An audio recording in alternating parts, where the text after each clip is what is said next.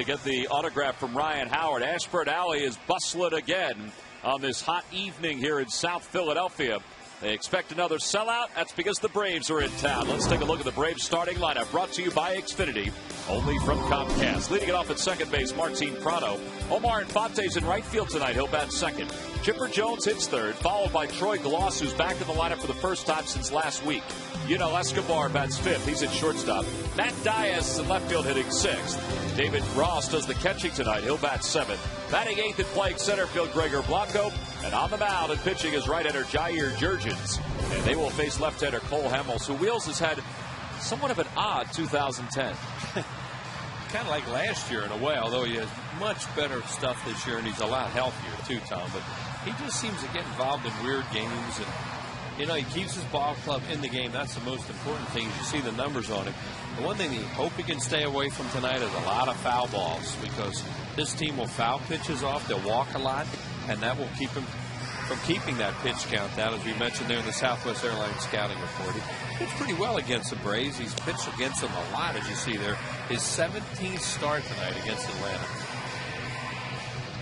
Well, coming into this ball game, these two teams are 1-3 in the National League East. The Braves 48-35. The Mets are in second place, 2 games back. The Phillies are only 1 game behind the Mets in the loss column, and 3 to the Atlanta Braves, 4 back overall. And again, the Phillies have the same record this year at this point as they had the last 2 years when they were in first place. And again, the big difference is the Braves and the Mets, well, they are playing much better baseball. So here we go. Game 2 of this 3-game series. 2 of the better teams in the National League going at it. And Martin Prado leads things off. And Cole Hamels steps off right away as he and Dane Sardina are working together. He was ready to go. Prado was ready for the pitch, and he just backed off. So the first pitch is a strike on the inside corner underway. Martin Prado leads the league at hitting at .331. Andre Ethier is second. Joey Votto is tied with Placido Polanco for third. Martin Prado is going to be the starter at second base in this year's All-Star game, as he will take over for Chase Utley, who won the fan vote. And Martin Prado won the vote from the players. You see Chase, who is still undecided as to whether he's going to go to Anaheim for the All-Star game. Line drive, base hit for Prado. So he's aboard to start things off. That's the 117th hit for Prado this year, which also leads the National League. Boy, he hits a lot of balls hard, too, just like he did there. He got a high fastball and whack. He has become an amazing offensive player. So with nobody out and a runner on first, Omar Infante will be the batter. Infante hitting .302 with a home run and 22 runs batted in. And as we mentioned last night, he is going to his first All-Star game.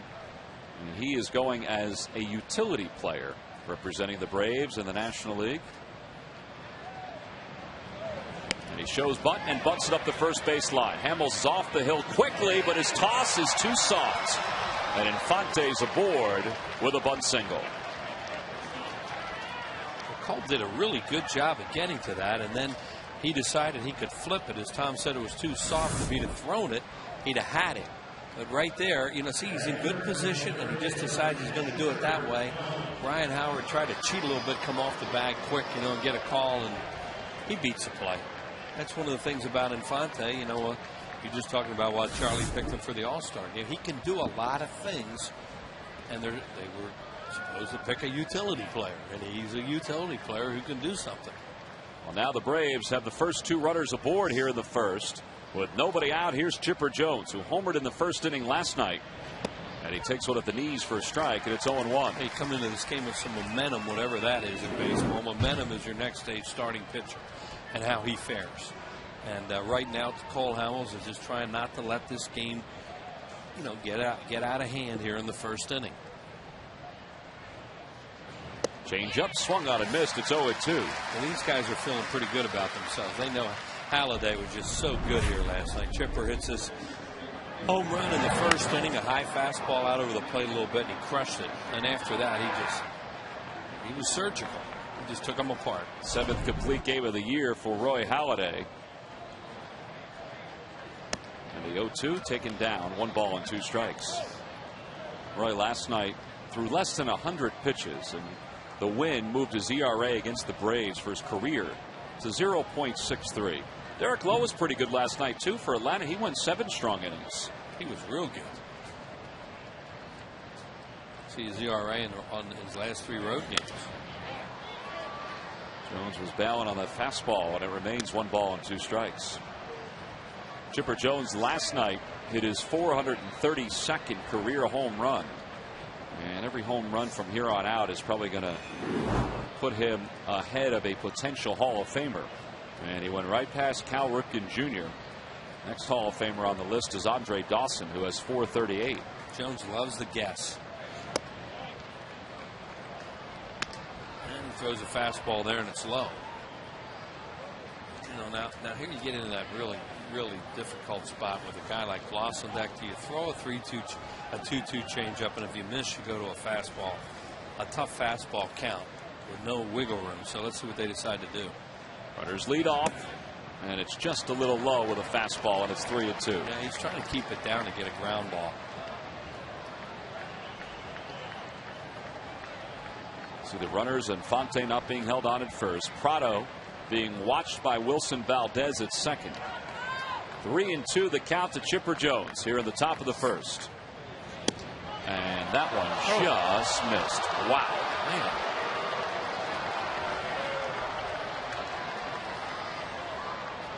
Charlie just looked at Rich Doobie and said, what was that? And the bases are now loaded. It's so high to take this. 2 strikes. It's outside, I guess. You know, it's really close, but it probably missed the plate and he didn't expand it. Well, now the bases are loaded and nobody out. And here's Troy Gloss with 56 runs batted in. He's had a good year against the Phillies and against everybody else. And there's a strike, and it's 0-1. And I think Dane Sardina was crossed up on that pitch. Was he ever? That was a fastball, and he was expecting something slow, whether it's changeup or curveball.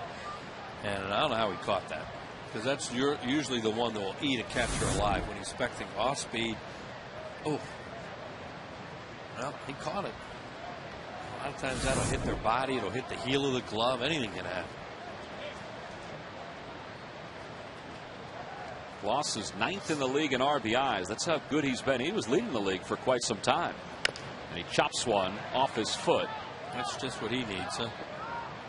And he's been nursing a sore knee, which needed a cortisone shot, which is why he's been out of the lineup the last few days. And he got that by hitting a foul ball off, off his knee. Bobby Cox knew when the Braves signed Troy Gloss that he was a potential injury problem just because of his last few years. But when healthy, he's a productive hitter, and he's been healthy. He was right in the middle of that resurgence of theirs. He was carrying it. A lot of big RBIs. 0-2 the count.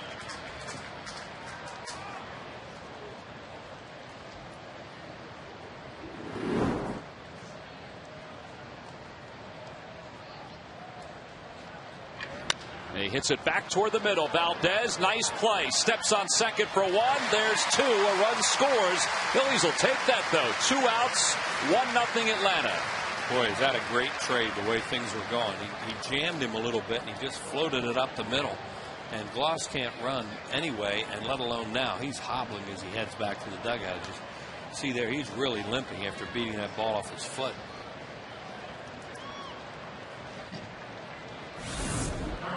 See what he did there. It was just, I think that was just a fastball away and down.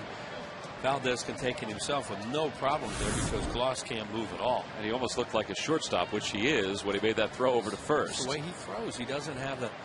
He used to a second baseman be a little more 3/4 for the most part. He fires. Here's Escobar. Bobby Cox moves Escobar up to the 5-hole tonight. With Brian McCann out of the lineup. And a swing and a miss at the first changeup. 1 for 16 lifetime against Hamels. 0 for 3 last night. There's Gloss still limping in the dugout. And another changeup, a pop up to right field. Jason Worth is there, and Cole Hamels, after having it bases loaded and nobody out, does allow a run, but that's it. He manages his way through the top of the first. The Braves take a 1-0 lead. Phillies coming up.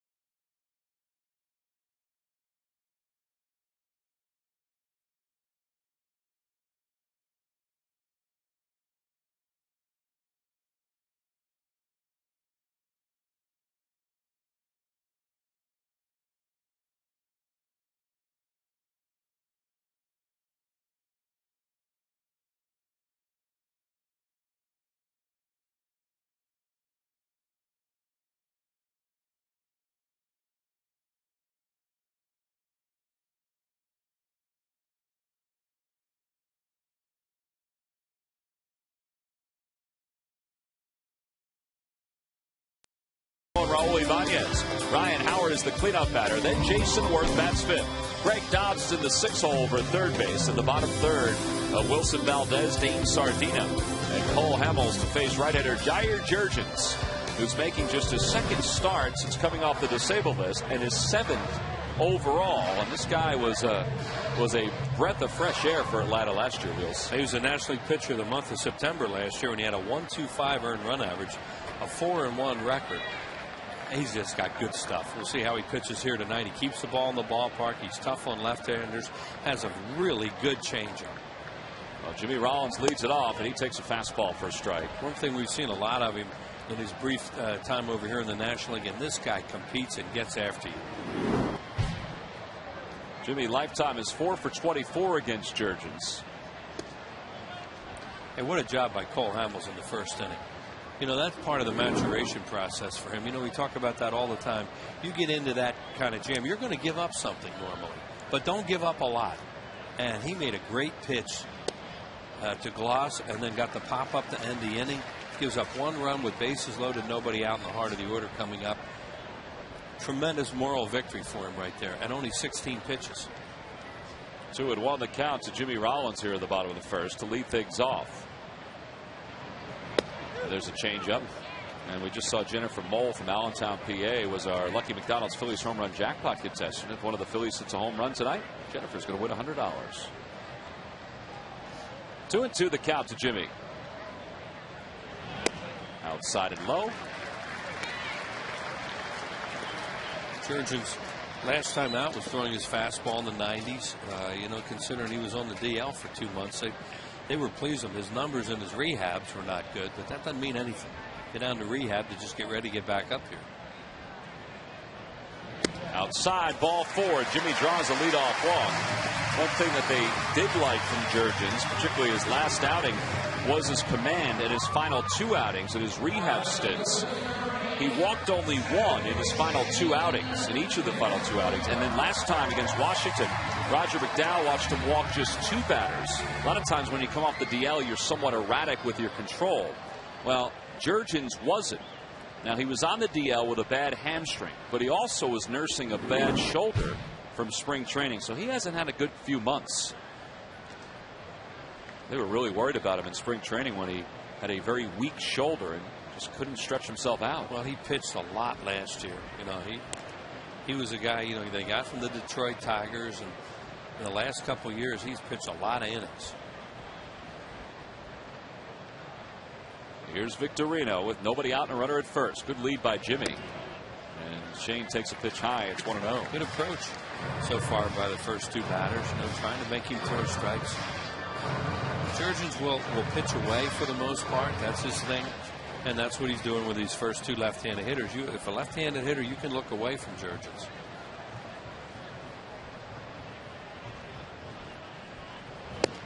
That's over for a strike, a change up, but it's 1 ball and 1 strike, or a slider, I should say. Jurgens is 24 years old, and tonight is his 79th career start.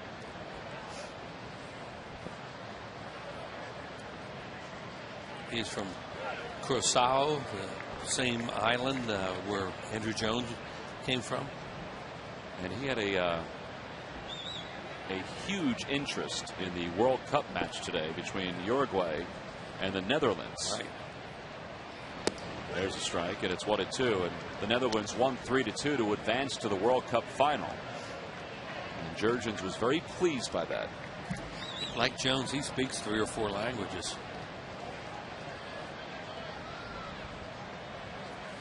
1-2 the count to Victorino. Jimmy goes. Pitch is swung on and foul, tipped into the glove of Ross, and Jimmy Rollins has his first stolen base since coming off the disabled list. So a strikeout and a stolen base, 1 away here in the first. Got Victorino on a fastball as he continues to pitch away, and Jimmy got a nice jump on there.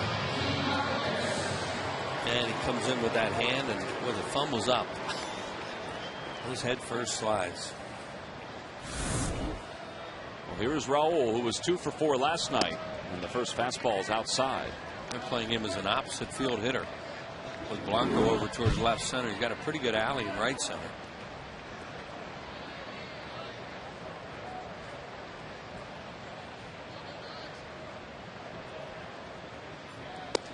At the knees, and it's 1-1.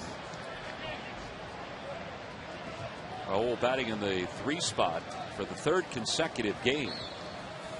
Charlie's just trying to find a little bit of a rhythm with the lineup that he has, with Chase out, Placido Polanco out.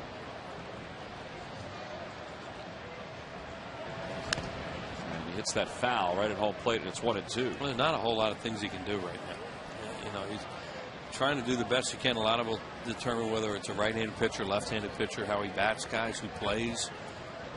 But you know, he just trying to put some guys in spots and hopefully produce some runs.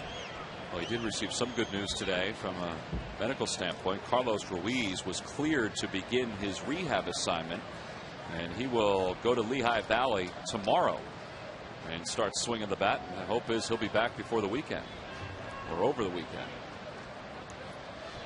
Jimmy goes, pitches, hit in the air, deep down the right field line. If it's fair, it's gone. It is a fair ball, home run. An absolute bullet from Raul Ibanez, and the Phillies lead it 2-1.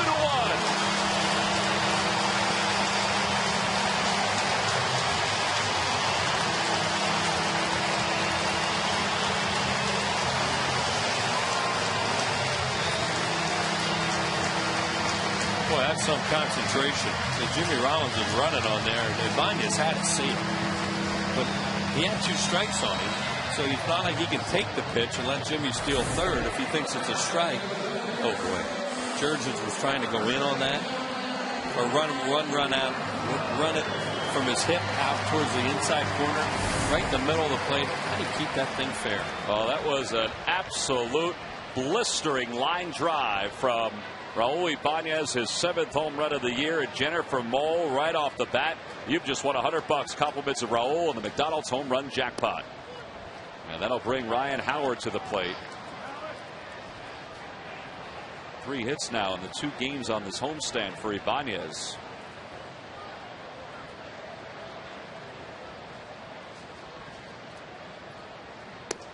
Outside and low, 1 ball and 1 strike. It was really the first time he'd come inside to a left-handed hitter, or tried to. He tried to start it on his hip and run that one in there that freezes a left-handed hitter, and that baby ran right out over the plate where he could hit it and keep it fair somehow.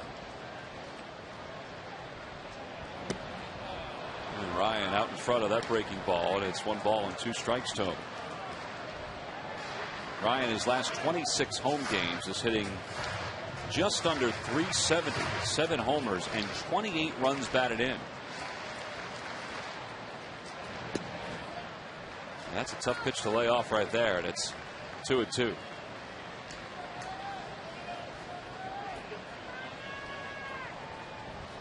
Ryan is the leader, among the leaders, in some very interesting categories, including hits overall and singles.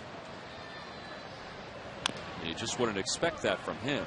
Maybe not the hits or the singles as much as the hits. The hits, you know, because of his power numbers, you would think that he would be up there. But singles is the odd one. He hasn't struck out as much this year. You know, he makes contact. He's going to get some singles because he hits it so hard. 2-2 the count to him. And he hits it back toward the middle. That's what Wheels is talking about. But Escobar backhands it behind the bag, and he throws him out. He hit that hard. Oof. Well, if the mound slowed that up a little bit too, because that thing was a baby going up the middle.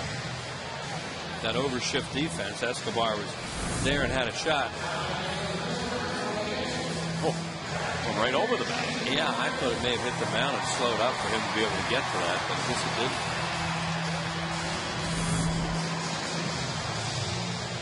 I don't know who put that camera up or who's manning that camera, but that looks like it's awfully high. Too high for us. I want to be up there. It's Greg Farnese. Well, he's acrobatic. He is. He's an athlete. It's like his daddy Aldo. Here's Jason Worth with 2 outs. Jason hitting .286 with 13 homers and 48 runs batted in. Phillies lead it 2-1 thanks to a home run by Raul Ibanez.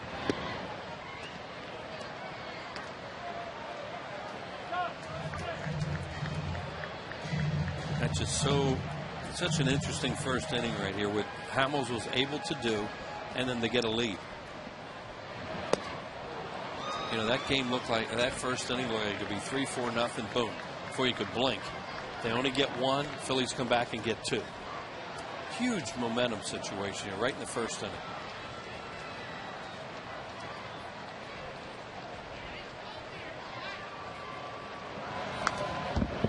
Jason stays alive and fouls it back.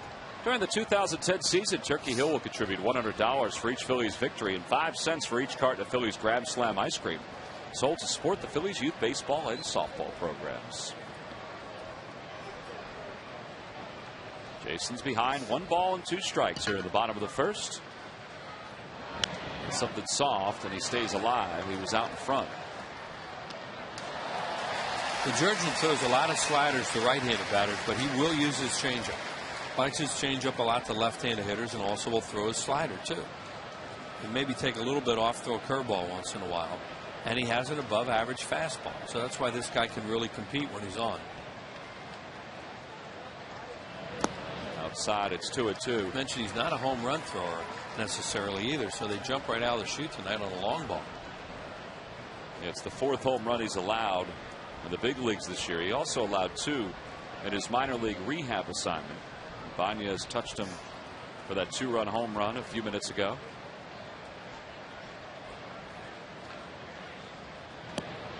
And it's 3-2. So good job by Jason, fouling off a few 1-2 pitches and now working it back to his favorite 3-2. Yeah, he's at 27 pitches now already in the first inning, where it looked like Hamels was going to be there at least the way it started out. He only had 16.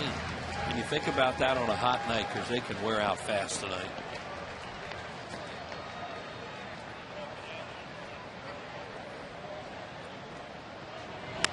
Line drive toward left field. Diaz, who is playing Jason Worth back a few steps, and he makes the catch, and the side is retired. But Raul Ibanez gives the Phils a 2-1 lead. A line drive home run just inside the pole. We go to the second.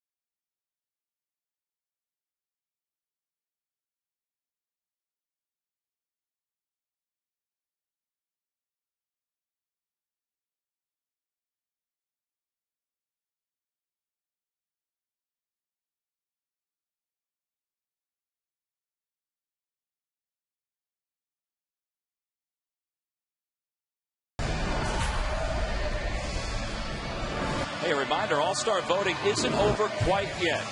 Through the 8th of July, you can vote for the 34th and final player for each league's roster. Go to Phillies.com and cast your All-Star game final vote for the final 2 All-Stars for the game in Anaheim. Vote at Phillies.com.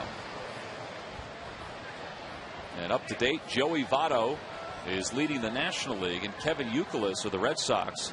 He's gone back and forth all day with Nick Swisher of the Yankees.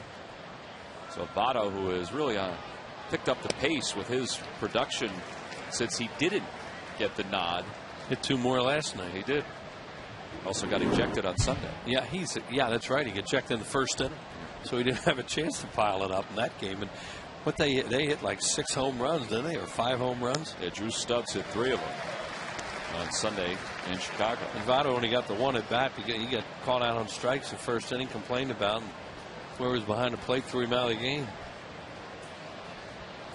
0-2 the count to Matt Diaz, who has spent a significant amount of time on the disabled list this year. He lays off, and it's 1 ball and 2 strikes. Guy's really hit the Phillies well throughout his career too. He has 7 home runs, 27 RBIs, a .319 average, and has really driven the ball well to right and right center against them.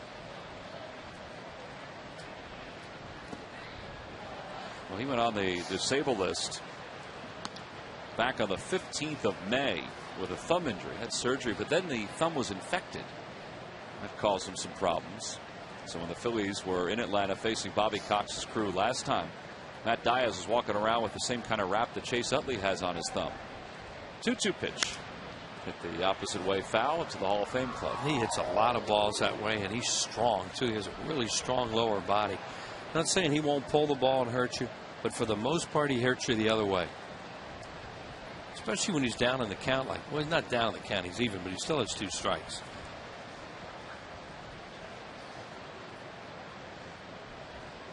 And he stays alive by fouling off another one. Back-to-back foul balls now by Diaz.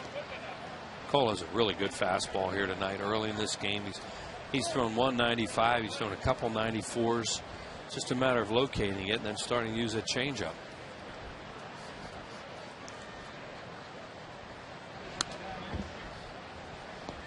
Diaz last year for the Braves hit .313 with 13 homers and 58 runs batted in. In fact, he set career highs in at-bats, runs, home runs, RBIs, and the list goes on and on. He also hit over 400 against left-handers. And a changeup hit through the hole at shortstop on the 8th pitch of the at-bat. And that's the 3rd hit given up by Cole tonight. Yeah, that's the point we're making about him. He doesn't normally pull the ball unless it's something slow. And there's a high changeup, and he pulls it.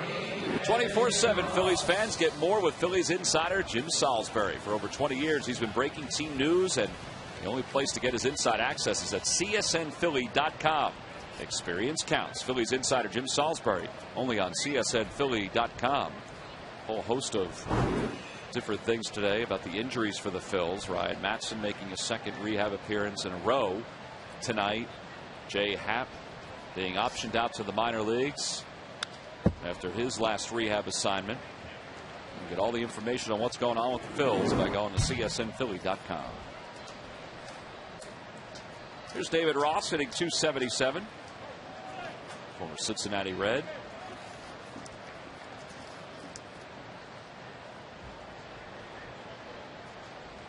He had 17 home runs one year for them, 21 another year.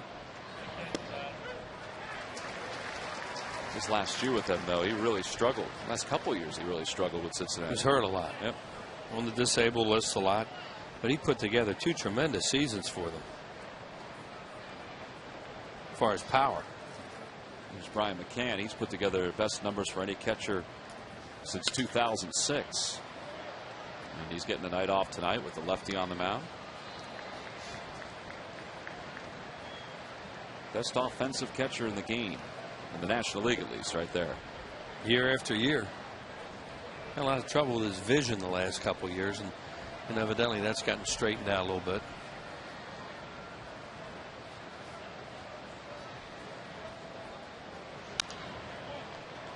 Starting these foul balls now all of a sudden.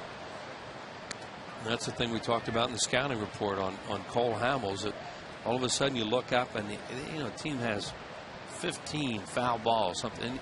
That's an inning a lot of times that you lose.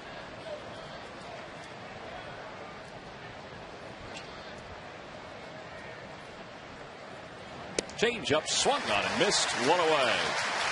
First strikeout for Cole, 97th of the year.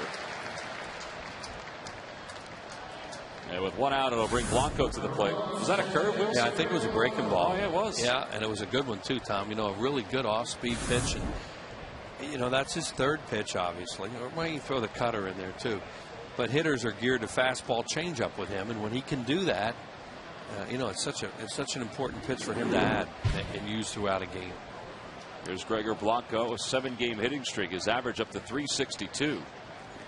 He had a heck of a bunt base hit in last night's game, and then was thrown out trying to steal by Dane Sardina in a very important spot. Yeah, it looked like a hit and run. In fact, Sardina said that after the game, that he thought it was a hit and run because of the way the hitter went after them, trying to protect him. Talking to Mick Billmeyer today about Dane Sardina. Mick is the catching instructor. He was raving about this throw by Sardina. It's a great throw. Trying to protect a little bit there. Can't get out of the way. And look at the route that Blanco took, too. You know, he took that little circle down there like he was expecting the ball to be hit. And, of course, he shouldn't do that. He should go in a straight line. And Sardina threw him out. Opposite way, foul.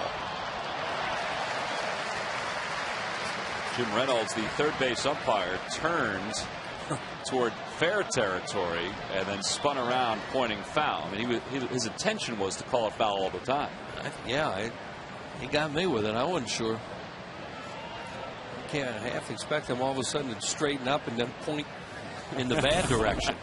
Here it is. It does not go over the bag, as you'll see right there. It's a good call. It just misses going over a portion of the bag. Tremendous call by Reynolds, who was really good behind the plate last night.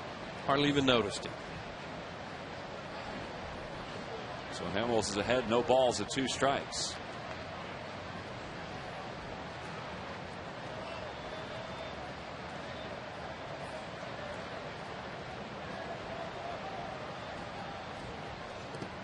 And a good block by Sardina. What Mick was saying about Sardina and what he's done in filling in for Brian Schneider and Carlos Ruiz is he's been impressed with his tempo behind the plate, the way he's kept his head in the game calling the pitches, but also understanding, you know, the momentum of the hitter and the movements of the hitter. There's a ground ball to shortstop. Jimmy backs up on it. There's one. Can they get 2? In time to get Gregor Blanco. I didn't think there was any chance that they would be able to get 2 because Jimmy had to back up on that play to make a clean play. 6-4-3 on the double play to finish up this second. Good throw by Valdez.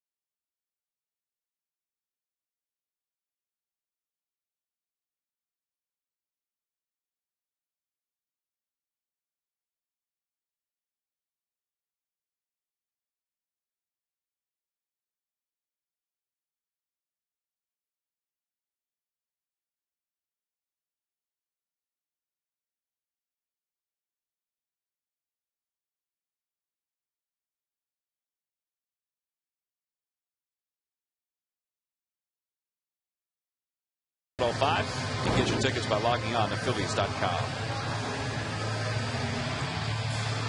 That was a great double play, as you said, Tom. You know, that ball started to snake out there towards Jimmy. It was hopping kind of funny, so he had to back up.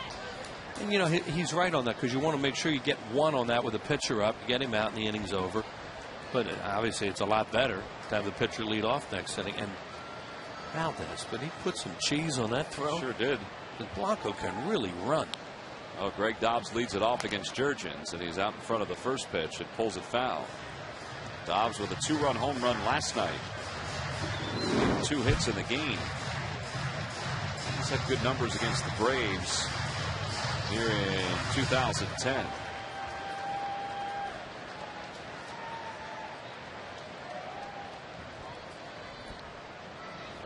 Greg now 6 for 19 since coming back up from the minors, trying to leg that one out.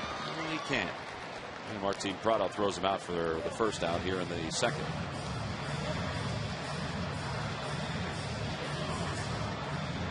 So a pretty good play by Prado. And with 1 out, here comes Wilson Valdez. It's a good play because he played it correctly and then he circled that ball. And it was hit so slowly that he really didn't have time to backhand it, throw him out. Or at least he didn't think he did. So he circles it, gets it that way, and has a lot on the throw when he's able to get to it. Valdez overall hitting .257. He's cooled off a little bit over his last few games. As you see, he's 1 for his last 11 with an RBI. He takes a fastball a little low. 1 ball and no strikes.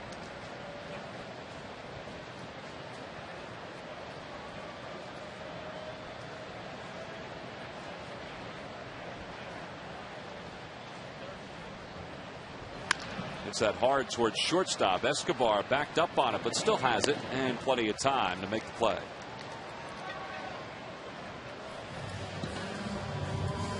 So 2 straight groundouts for Jurgens. And with very few pitches, he has the first 2 outs. And that'll bring Dane Sardina to the plate.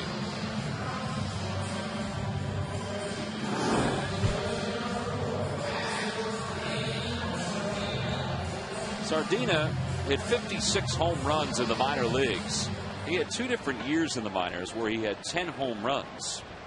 But his 3 home runs here with the Phillies are his first 3 in the big leagues. And he's hit some liners too. And they are quick and not too high getting out of the ballpark. Well, and the thing about him is what you were talking about that Mick described as the way he's catching and handling the staff. And that's your #1 job. You know, it's really nice if he can hit and kick in some offense once in a while, but you know, he's hitting 8th in the order, and his job is to go out there and handle the pitchers. And he's done a very good job. And he got to be wearing out a little bit. You know, in this heat, playing day after day, it was hot in Pittsburgh too.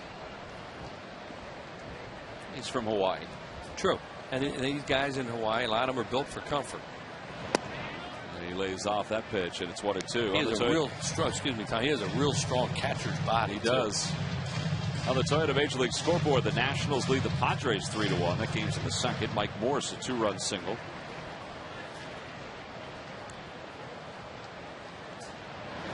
Out in front, and it's swung on and missed. And Sardina is the second strikeout victim for Jurgens. So he comes back and retires the Phillies in order.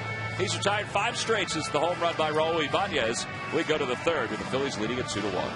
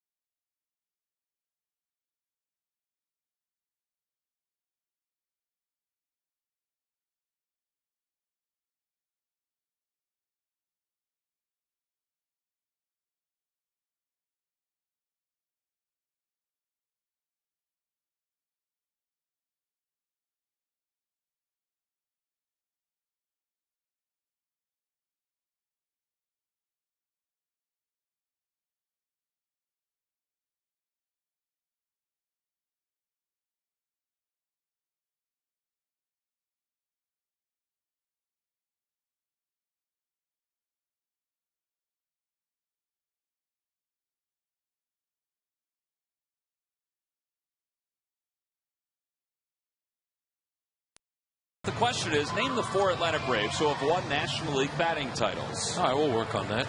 The answer will be revealed in the 7th inning. Wheels is laughing because Ruben Amaro Jr. has just joined us here in the booth. You got that one? You got that one, Ruben? The 4 Atlanta Braves. You're not allowed to say it out loud, but you can go back in the 7th inning and give us the answer if you want. No. You can't get that one? Well, the Phillies lead it 2-1 as we start the top of the 3rd. Jair Jurgens will lead it off, and it seems like every day is busy, and you seem to be talking to the media every day about the different injuries and rehab assignments and things like that the ball club's going through. I tell you what, Scott Profrock's handled it pretty well. He did, yeah. He had a bad road trip, but he handled the media stuff pretty good. Did a great job. You're right. Yeah, we have a lot of things going on, clearly. 0-2 the count to Jurgens. Well, I know that we just heard that Carlos Ruiz has been cleared and he could start his rehab assignment, which is good news. Yeah, it's great news. Carlos is a mainstay. He's a very important piece of an element of our club. So, it's great to have him back, part of our battery, and hopefully he'll come back and not skip too many beats, when he does come back. How about some of these guys that have come up like Valdez and Sardine and the job they've done? They've been outstanding. I mean, our guys, Mike Kondo and Steve Novarita and Scott Profrock and our scouts, everybody who's been involved in, having some of these support type players be available for us. These guys are doing a great job, and you never know how guys will handle opportunities like this, and it's nice to see these guys play the way they have. You brought a great point up there. When you're during the offseason, when you're signing these 6-year minor league free agents, most of them going to AAA, going to camp with you, going to AAA. Do you think about that that you hope you don't have to do it, but that they can replace a guy if you need him for a period of time? Well, the biggest challenge for us is that these are guys that are quote-unquote 4A players, but the challenge for us is that when we have names like Polanco and Rollins and Utley and Howard in our infield, they're not going to see a whole lot of playing time. That's not a real inviting place to go play because 9 times out of 10, these guys are going to be out there on the field all the time, and they're not really going to get a true opportunity to be in the big leagues. But we've been hit with some injuries, and we've had to have other guys get opportunities, and they've really stepped up and done very well for us. Ruben, how difficult is it as an executive when you're overseeing a ball club that is hit with this many injuries, just to kind of come up with the formula that's the right one to put out in the field? You know what? We've been doing this for so long now. I mean, this is my 12th year of being involved in the front office, and we just see so many things happen, not just with our club, but other clubs. And you just have to, you got to roll with it. You can't do much about it other than just go and just try to make adjustments and hope that guys step up and pick up for the guys that we're missing. Do you have to be patient and not make a knee-jerk reaction sometimes? Well, sometimes yes, but other times you want to try to plug a hole when it needs to be filled. And I like to think that I'm a fairly aggressive guy, and I like to try to fix problems. But again, we have to look at the whole picture. And a problem that we might have today, we might have a much bigger problem later on. So I have to keep an eye on that as well. When you have injuries like you have right now, I mean, you could be on the other side of this, but do other general managers try to maybe get a little bit more than you think they should? They got you over the barrel a little bit because they know that.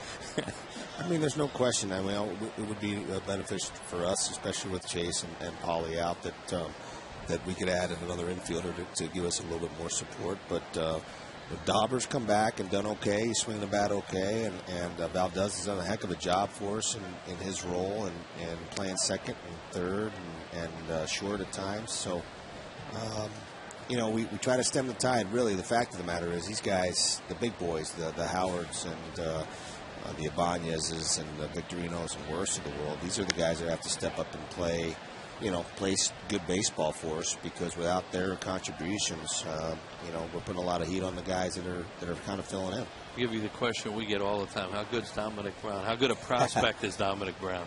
He's handled things quite well. He's been in AAA for a short period of time, and obviously he's not scared of it. He's an aggressive kid. He's a great kid. He's a hard worker, and I think that you have that player you think is a prospect, and you have that player that you know is a prospect, and he's putting himself in a position to have us feel like we know he is, and he's going to be a major league player. 3-2 the count to Martin Prado, and he pops another one foul. Well, Harold Garcia has really been in the background for the last few weeks, but now in the foreground because he set a new hitting streak record down in the Florida State League, and it ended last night, ironically, against Daytona, and it was Joe Altobelli for the Daytona Beach squad that had the original hitting streak. What kind of player is he, and how good has he been? Harold's he's an interesting guy because he's kind of blasted himself on the scene as far as an offensive player is concerned. There's some of our organization thinking he'd be an everyday second baseman in the big leagues at some point. There are others who think that he might be a utility type guy. Some people have described him. Some of our people have described him as a possible Mark McLemore type of a player. He doesn't run quite as well, but he swings the bat well from both sides, and he's got what we call 80 makeup. He's a very, very good makeup guy who likes to play, and one of those guys you really like to watch succeed. Omar Infante is the batter with a runner at first and one out here in the top of the third. Phillies lead it 2-1. And also today, Jay Happ was told that he was going to go to the minor leagues, continue getting his arm strength up. Was that difficult to make that decision, Ruben? No, it wasn't easy at all. I mean, at this stage of the game, basically I told him the truth that really at this point, with the way he has thrown throughout his rehab, that we didn't feel like he was going to be able to help our rotation at this time. I think that based on the way our guys have pitched pretty consistently, almost all 5 of our guys, and Joe's had some fits and starts, but generally our starting pitchers have done okay and have held their own. Did it help with the decision that he had an option? Well, there's no question about it. Sometimes we have to be selfish, and I told him that. I said, we have to do what's best for our club, and right now we didn't want to put him in a position to be in the bullpen. It didn't. First of all, there's a danger of having a guy get hurt again. We don't want to mess with him in that regard, and I think he's just better off being a starter. He's going to be a starter for us again. It's just a matter of him getting sharper and more consistent with his stuff, and we believe in Jay Happ. This doesn't mean that we don't believe in him. It just means that he's got to get sharper to get major league hitters out on a more consistent basis. 2 outs now on a good pitch to Omar Infante. This is a pretty good off-speed pitch right here by Cole Hamels. Yeah, Cole's been getting the 0-2 quite a bit. He hasn't been able to put guys away right away, but that was a good one. I want to ask you, because we go through this all the time, and I can't explain it to them. Why does certain pitchers have so many foul balls hit off them? Well, I think for one thing, he throws pitches that are hittable, that are around the plate, meaning that he's around the plate so much that the guys are in the swing mode and they can make contact. Now, there are times when you want to put a pitch quite so close to the plate. You want to try to make him fish, but this is an aggressive team. They've seen Cole so many times. They know him. Cole knows them. These guys are swinging, and these guys have been aggressive, as you can see. That's a pretty good off-speed pitch up in the zone there. The chipper swings through, and it's 1 ball and 1 strike. You really believe that, you talked about it a lot. You really believe in Cole Hamels. Oh, no question about it. I mean, people it actually frustrated me. It got me kind of angry as far as his makeup is concerned. This is a guy that he really wants to succeed. He wants to beat everyone. He thinks that he can throw a shutout or a no-no every single time. Well, there's been a lot of double play combinations this year, so they're going to have a little miscommunication from time to time, but the play was made. Ruben, thanks for coming on. I'm going to stay with you one more. You want to stay another half minute? Ruben wants to stay another half minute? Why not? We got to the bottom of the third. The Phillies lead it 2-1.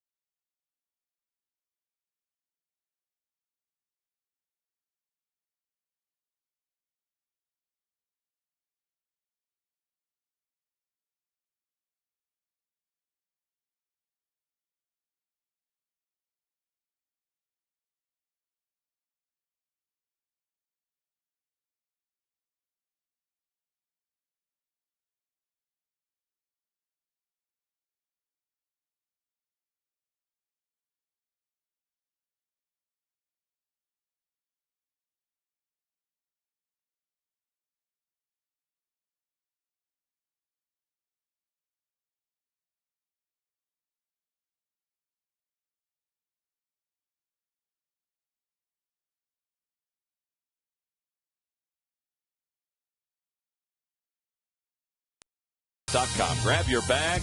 It's on. Buy the Quality Plus Ford dealers and buy Bud Light Lime. The drinkability of Bud Light with the refreshing taste of lime. Last of the third here at Citizens Bank Park. Phillies lead it 2-1. Cole Hamels leads it off against Jair Jurgens. And he hits one in the air to right field. Playable for Omar Infante, one away. Ruben, you were making a heck of a point about Hamels, I thought, when that ball was popped up, because there is a perception, we get it all the time too, that he's soft, that he's not a Philly kind of guy, that he can't compete in a town like this. All you had to do is go back to the World Series a couple years ago and know that he competes. He competes as good as anybody. And in some ways, it's almost counterintuitive for him to be that competitive, because he ends up kind of fighting himself, and that's where he gets. And I think that's the maturity. Don't forget, this is still a young man. I mean, he's a guy who had a lot of success very early in his career, and has a lot of expectations for himself as a player. And a pitcher here in this league, and so he's a bit of a perfectionist, and there are times when he fights himself a little bit, but he's got great stuff. I love him, and he's one of the best left-handed pitchers in the league. Jimmy Rollins hits one of the gap in right center. How about that play by Omar Infante? That's one of the reasons why he's an all-star. This guy can do a lot of things, boy. This is an infielder by trade, and he can do a lot of things. He got a great jump on that ball. Sure did. Talked earlier about how deep their outfielders are playing. He's playing pretty deep there, and he cut that angle off in a hurry. And as you said, he's an infielder. That's a heck of a play to make for any outfielder, let alone an infielder out there. Very, very tough. Very, very tough play to make. Catching the ball across your body like that on the run. So 2 outs, and here's Shane Victorino, who struck out his first time up. And there's a strike by Jurgens.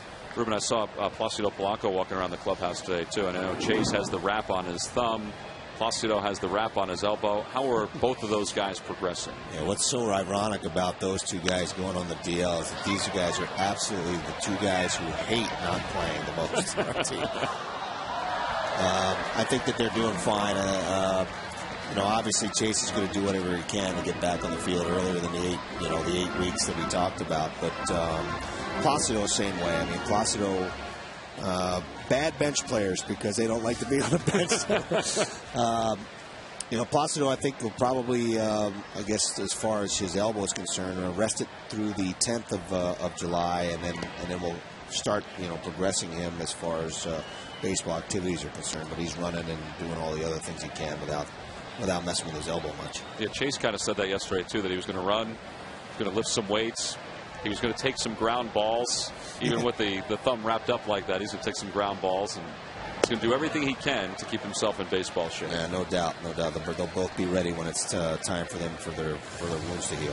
All right, Ruben, now we'll let you go. Okay, thanks. Appreciate it very much. Ruben Amaro, our guest up here in the booth. The Phillies lead it 2-1. We played 3 here at Citizens Bank Park. It's on.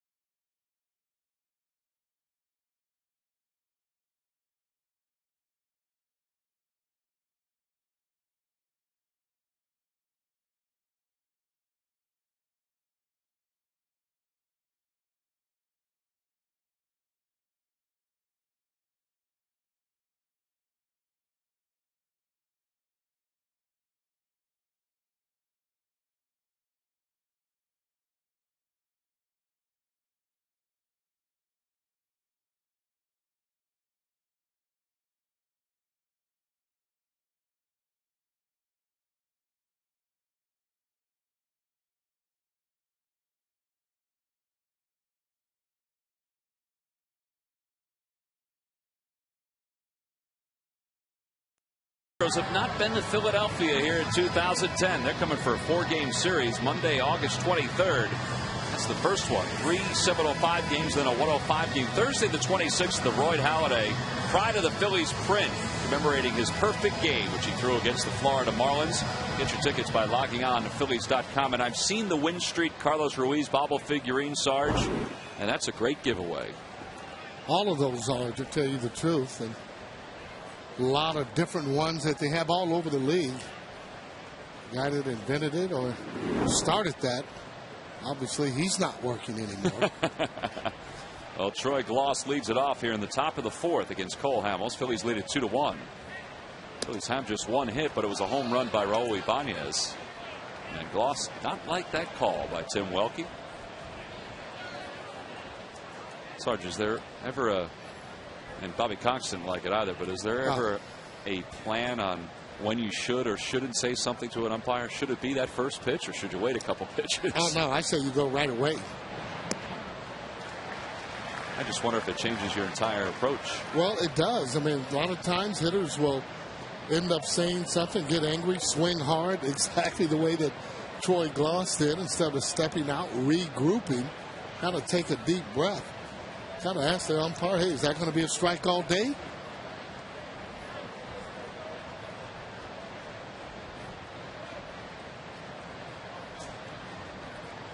Oh, it's 0-2 to Troy Gloss, who grounded it to a double play his first time up, and a fastball just missed.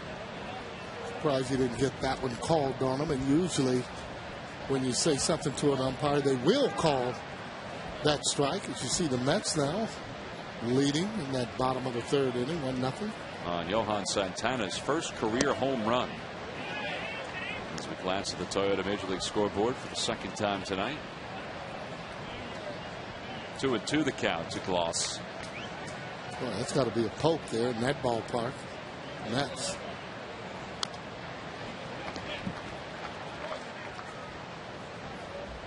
And you look at Troy Gloss, I mean, it almost, he looks like it hurts every time he swings. Obviously, his legs are not feeling good. It's that one hard, but Jimmy moves to his right a few steps. He's got it, and plenty of time to record the first out.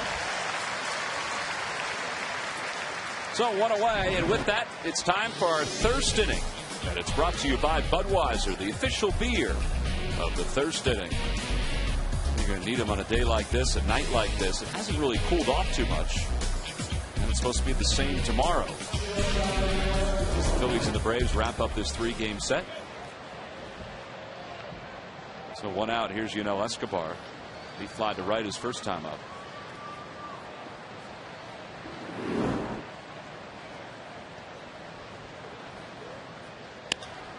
And he hits it hard but foul down the left field line.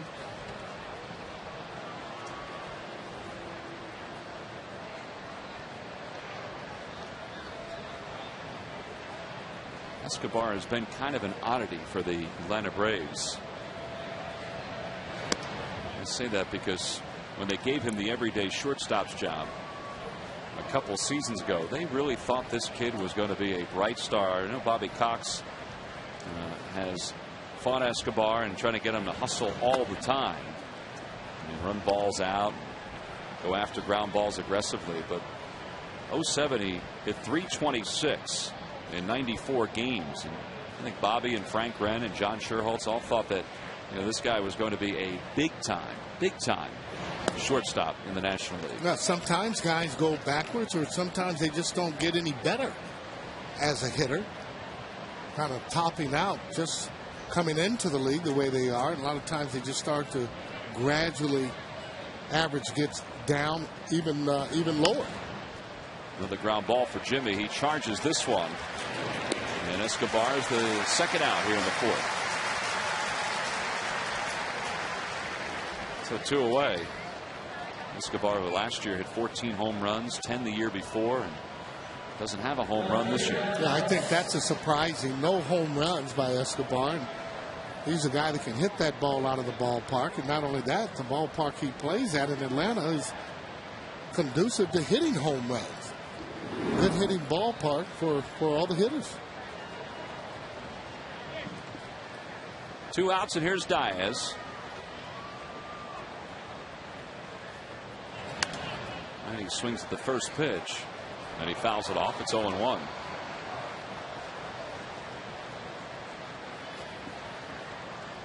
A moment ago, you just saw Cole's pitch count for the inning. He can somehow get Diaz early in this count. Oh boy, that one's hit hard. Straight away center field. Victorino on the run. It's over his head and off the top of the wall. Shane gets it in quickly, and Diaz will be at second standing. Boy, it had that kind of sound that you don't want to hear when you're on the defense. Diaz hitting that ball straight away center field. Right off the wall. Look at that swing there. Barely even strikes. And Victorino's going to play this ball extremely well. He knows he can't catch it. Luckily, it had that hook on the ball where it was actually going down. Top spin on it. Other than that, that ball has a chance to be out of the ballpark. So, runner in scoring position for the Braves. Here's David Ross. He struck out his first time up, and he takes a fastball at the knees for strike one.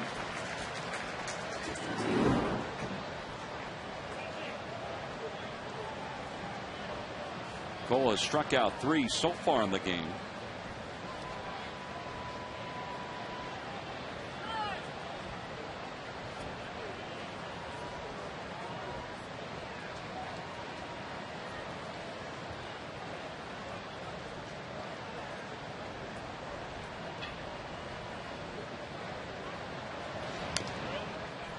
To the count. There's that curveball. He actually threw one to strike him out his last at bat. It's a good curveball. Cole's throwing it a little bit harder than he normally throws that. And also being able to throw it in a good spot. Yeah, he got Ross in a curve his first time up, and I was surprised that he threw it with 2 strikes. On the hands, that's going to loop it to left center for a base hit, and the Braves are going to tie this ball game up. An RBI single for David Ross. Diaz scores, and it's 2-2. Not a bad pitch. Got in on his hands, though. Again, if I'm striking him out on that curveball with 2 strikes, I got to come back with that pitch. Prove to me that you can hit it. He didn't look good when he was swinging at the curveball. Again, not a bad pitch, but in on his hand, strong enough though, Ross, to hit that right in the center field. Diaz coming in though, he takes the guesswork out when it's 2 outs automatically. As soon as it hits the bat, you're off and running. Don't even have to look.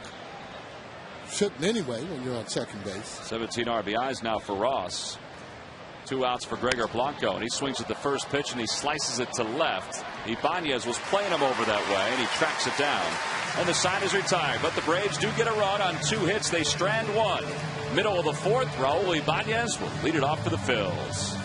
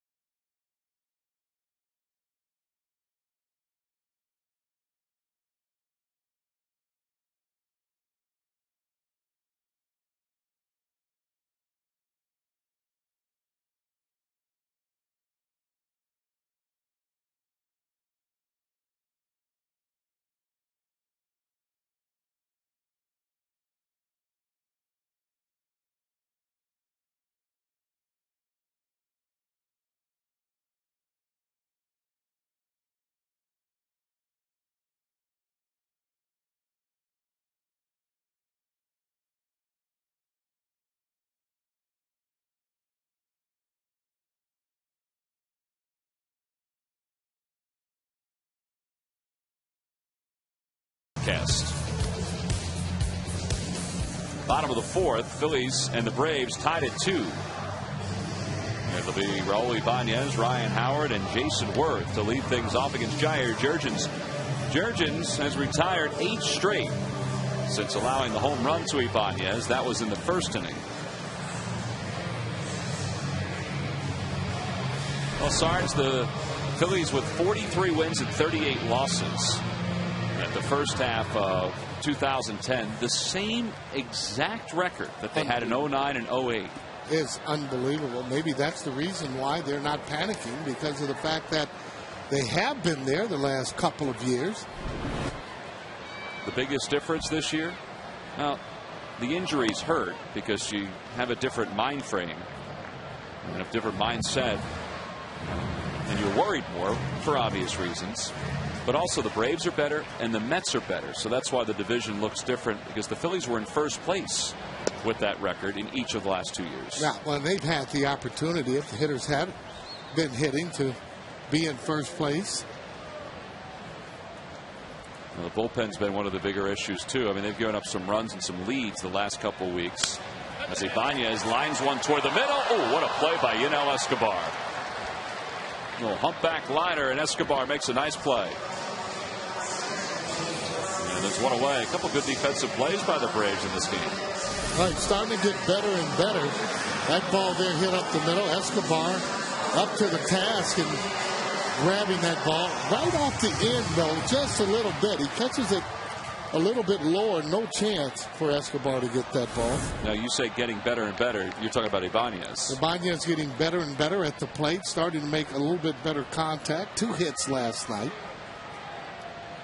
Ryan Howard grounded out to Escobar his first time up on the right side of the diamond, and it's 1-0. Even though this team has a different makeup this year compared to last year and the year before, the core group is very similar. Would that lead you to believe that they can have a similar second half as they had last year and the year before? Well, they believe in themselves. Yeah, the core of the group is here, and they believe that they can get it done, and playing the teams in the East will prove that. Well, you see some of the numbers from last year. You see all the home runs and the total runs the Phillies scored last year at this point compared to this year. That's a big difference. The other thing too is the Phillies are not playing the field as well. They have 19 more errors this year compared to last year at this point. And, Charlie has said this time and time again. And Jamie Moyer even said it the other night. Just not playing good baseball right now on a consistent basis. And you have to have that. Consistency is what it's all about. And starting pitching, I mean, for the most part, all those guys, for me, have been doing just a pretty good job and just not getting enough run support in order to make sure that the starters are getting those wins. Ryan fouls that off his front foot, so it's 3-2.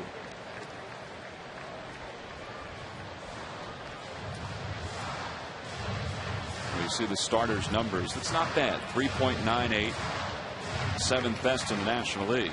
Yeah, and if the defense was better or more runs, that would even be a lower ERA with those 19 errors, getting the pitchers there in trouble, throwing more pitches. Ryan, it's a towering shot to left center field.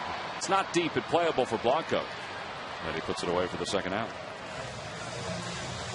After the game, get exclusive clubhouse reactions plus expert analysis from former Phil Ricky Vitalico on Phillies Postgame Live, presented by Sloan Toyota, right here on Comcast Sports Center.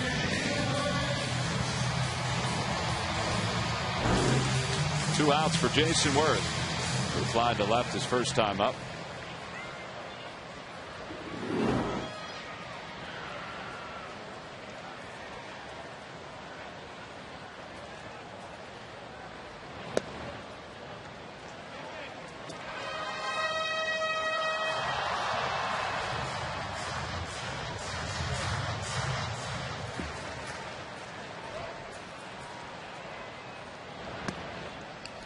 Jason's ahead 2-0. Jason was behind 1-2 his last time up, worked the count full. Well, you see the difference in a lot of players' averages when they're ahead 2-0, and there's a big difference for Jason. A 382 average when he's ahead 2-0 or after, and it's 2-1. Yeah, that's a very hittable pitch there. Breaking ball. They keep Jason pretty honest, I should say, by throwing a lot of fastballs inside on him. And a pop-up. That was a fastball that was running in. Should be an easy play for Prado, the second baseman. And it's another 1-2-3 inning for Jurgens. 3 straight 1-2-3 innings for Jurgens. He's retired 11 in a row.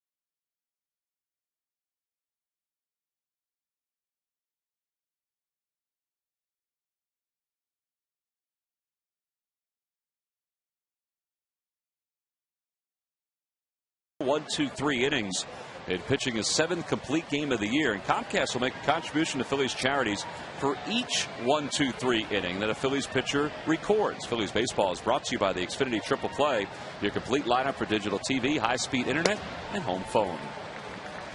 We go to the top of the 5th, and Jair Jurgens leads it off. It'll be Jurgens, Prado, and Fonte. And Jurgens behind, no balls and 2 strikes. Sarge, we failed to mention this the other day, but congratulations are in order for former Phil Jim Thome, who passed Harmon Killebrew on the all-time home run list with a couple home runs the other day. He now has 574 for his career. And as Jurgens fouls one off, and it remains 0-2. And you think about where Thome is now and the fact that he could hit 600 home runs. You think about Hank Aaron and all the home runs he hit when he was with the Braves organization. It's rather impressive to get up to that total. Oh, boy, I'll say. And Thome, one of the good guys in the league. Jurgens strikes out on a high fastball and all of the home runs. We talked about that before with Hank Aaron, 755. And out of those 755, only one inside the park home run. Okay? And I know you know who he hit that off of. The inside the park home run? Yes. Was it early in his career or late in his career? Well, I'll give you the hint. The pitcher was a Hall of Famer. Well, you know it probably would be early. Can't be late because he doesn't have the speed.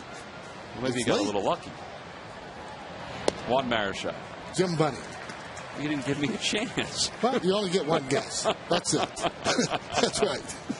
You know, when we do the trivia with Wheels, we give him more than one guess. Well, you get one, and that's it. It was Jim Bunny. All those home runs. One inside the park for Hammer and Hank. 0-2 the count to Martin Prado. Well, I saw Hank Aaron play late in his career. In fact, one of the first games I saw as a kid was a Braves-Phillies game. I wish I did get a chance to see him during his heyday. Opposite way, a liner toward Jason Worth, and there are 2 outs. So Cole As the first two batters out, I just heard the buzzer, which means I got the answer wrong, which is what we do to Wheels all the time. Well, I mean, I gave you a hint. Actually talked about it yesterday to prepare you for today, I thought. I didn't do any extra research. Well, all right. Well, what was Hank Aaron like as a player to watch? Well, I mean, the player to watch, I had the opportunity to even know him. He had the biggest hands you ever want to see. You know, I mean, you shake your hand and just you'd lose your hand with his. Very strong in his upper forearms. In his wrist area? Exactly. And, you know, he wasn't big up in the chest area. And Dusty Baker used to talk about it, home runs he hit would barely get over the fence. He never hit a lot of majestic type home runs. They're always kind of line drive home runs. 1-1 the count to Omar Infante with 2 outs here in the top of the 5th. You know, more of a teacher telling you what to look for and getting the idea where the pitcher's having his hand, following them all the way, not over swinging. So when you were with Atlanta, you probably got a chance to talk shop with him a lot. Well, no, not then. I talked with him quite a bit when I was actually playing. You know, he would talk to you and give you advice. See, the home runs he hit as a member of the Braves organization. Also hit 22 with the Milwaukee Brewers at the end of his career.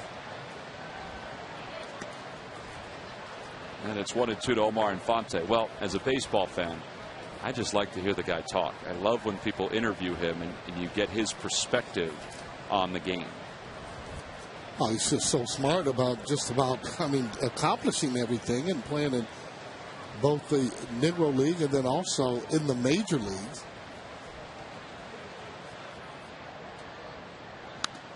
Another foul ball, and it remains 1 ball and 2 strikes. Infante reached on a bunt single in the first and struck out in the third.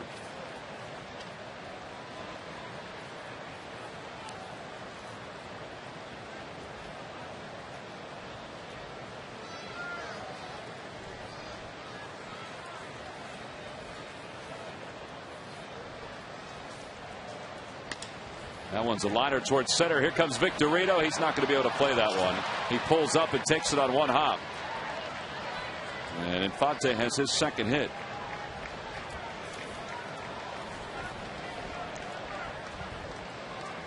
So with 2 outs and a runner at first, it'll bring Chipper Jones to the plate. The San Francisco Giants will be here Tuesday, August 17th, the 18th, and the 19th. All 3 games are at 7:05. You can get your tickets by logging on to Phillies.com. Who knows who the starting pitchers are going to be, but got a chance to see Barry Zito, Tim Lincecum, Matt Cain, Jonathan Sanchez, and maybe the Phil's ace, Roy Halladay, matching up against Lincecum. Again, go to Phillies.com for more information.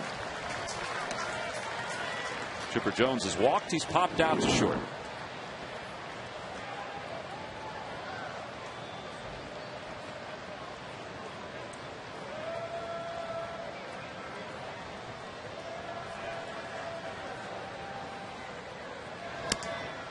Keep that fastball away, and it's a foul tip into the glove of Sardina. Cole has had a number of 2-strike counts tonight. And he has picked up 3 strikeouts, or excuse me, 4. But there have been a lot of foul balls, and we've talked about that. Now that it just extends the life of an inning and an at-bat for a hitter. Yeah, he doesn't have that trick pitch in order to get check swings on them. Steve Carlton would throw that hard slider where it would look like a fastball, and you check swing and you'd get calls on that.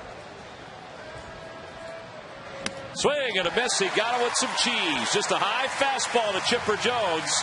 And he's rung up. That's the 5th strikeout for Cole Hamels. No runs, 1 hit, 1 man left. He just went right after Chipper Jones to finish up the 5th.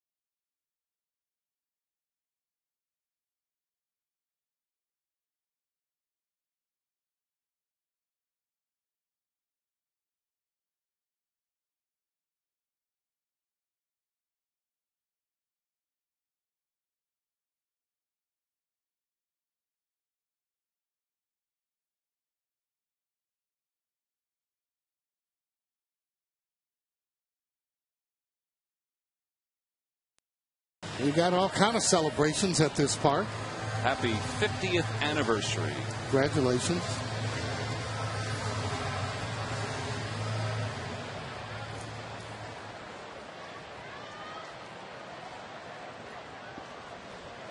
Now the Mega Millions is up to $34 million. You can get your tickets. It goes off on Tuesdays and Fridays. Greg Dobbs leads it off here in the bottom of the 5th. And that pitch is a little low. It's 1 ball and no strikes. I met Henry today, who we just saw celebrating his 50th anniversary with his wife. Now, they are from the Delaware Valley, but where they live, they got a lot of TBS games, so they became Braves fans. But we still wish them a happy 50th anniversary. As long as you're a baseball fan, that's what counts. Greg Dobbs puts a foul past Davey Lopes. And it's 2 balls and 2 strikes. He broke his bat on that. Had an aggressive swing, however, on that fastball. Trying to get off that interstate, I-82 right now. It's creeping up. Are the at-bats helping him, you think? No question about it. The more he sees pitches, the easier it is to hit, the more comfortable it will be for him to hit. He's not throwing a lot of sliders, mostly fastballs, taking a little bit off, and has a devastating changeup that he uses. I think we're going to see it right here. And it was the changeup, and it's 3-1. Good job on that, making him get that up. Again, in the driver's seat as a hitter. Look for the pitch you want. It's a fastball, just don't be late. There's ball 4. Dobbs is aboard with a leadoff walk. First base runner for the Phils since Ibanez's home run back in the first. And now the bottom of the order, which has come through very often over the last 10 days or so, is going to have to come through again with the game tied at 2 here in the home 5th.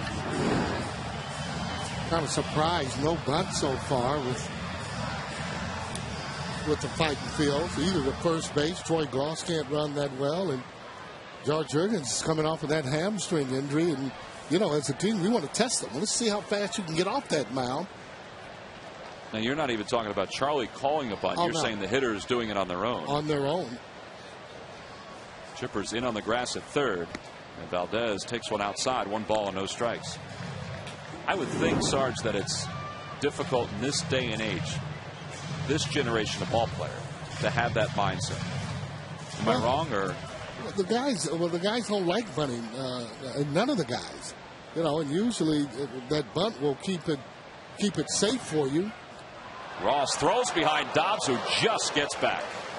You're bunting the ball, and if you don't get a hit, you'll get that guy over. So again, you get him in scoring position. You're saving your average, and then if not, you got runners on first and second there. Well, there's a quick throw there by Ross, and you can see right now he gets back. And when that happens, you see your light kind of flash right in front of you. That was really close.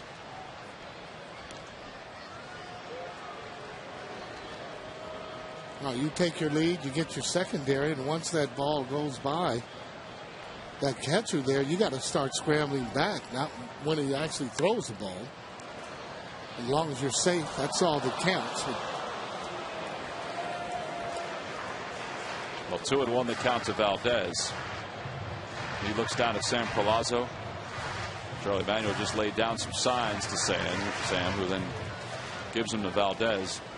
Why do you think players don't want to bunt, Sarge? It's simple. In talking with my own son, they say that pitch that I'm bunting, I could be hitting out of the ballpark. Everybody's thinking about the long ball. Well, and again, I guess that's the difference between this generation. Not that it's right or wrong, and generations before. Well, there is a difference. It's more, stats, more stat-minded, I should say. But you don't see a lot of drag bunting either way, but it's a good way to get out of a slump. Good way to keep your average up where it should be. And every day you go out, you're not going to be swinging the bat the way that you can or you should. There's a chopper towards second. That could be 2. That's going to be the 13th double play that Wilson Valdez has bounced into this year. Oh, boy, I tell you. I know he's not trying to hit into those, but they're really tailor-made once he hits them. Kind of just easy hops as if you're hitting a fungo right to them. See that one hop? That's the way they like them there in practice. All getting in on him just a little bit. Well, Dane Sardina is now the batter with 2 outs here in the 5th. A 2-2 game. Phillies scored their 2 runs on a 2-run home run by Greg Dobbs. That's the only hit of the night for them. And the Braves have scored single runs in the 1st and the 4th. Yeah, there's my point again about bunting. But in this situation, you got the pitcher coming up in that hole, may not want to be able to bunt, or Charlie didn't want to. Seen Tony La Russa hit and run a lot in that situation, or down toward the bottom just to get those guys in scoring position. Well, when Wilson was looking down at Sam Palazzo for his long, as he was, I thought maybe that's what Charlie was trying to get him to do, is get a little hit and run going.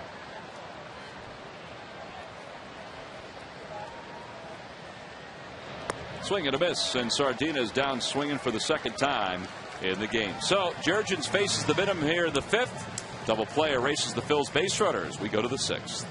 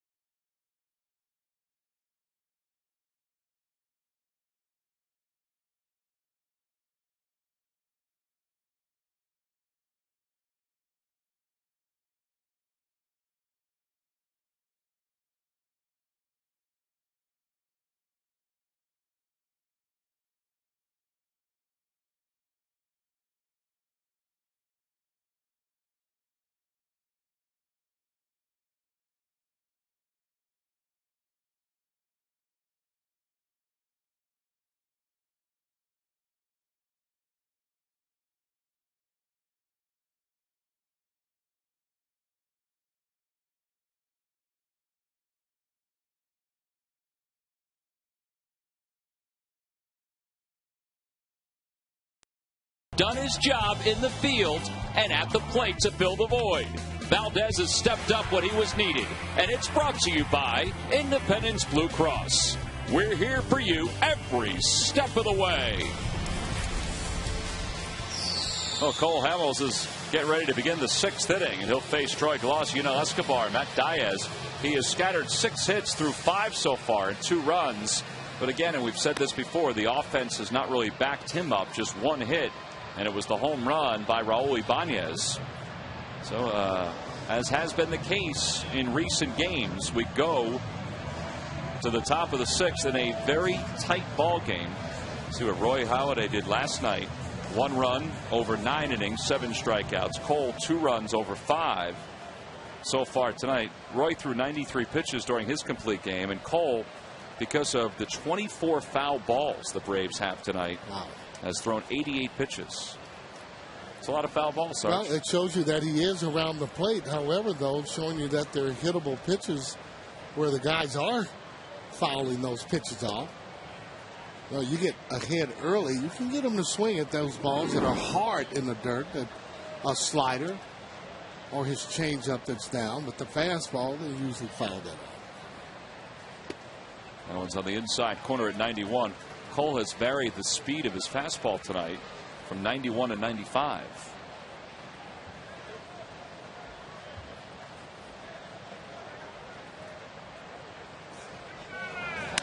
Glaus hits a shot to center into the twilight. Victorino finds it.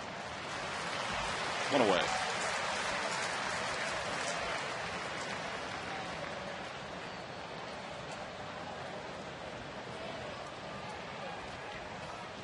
So one out here in the top of the sixth, and here's Escobar. He's 0 for 2. He's flied to right, and he's grounded to shortstop.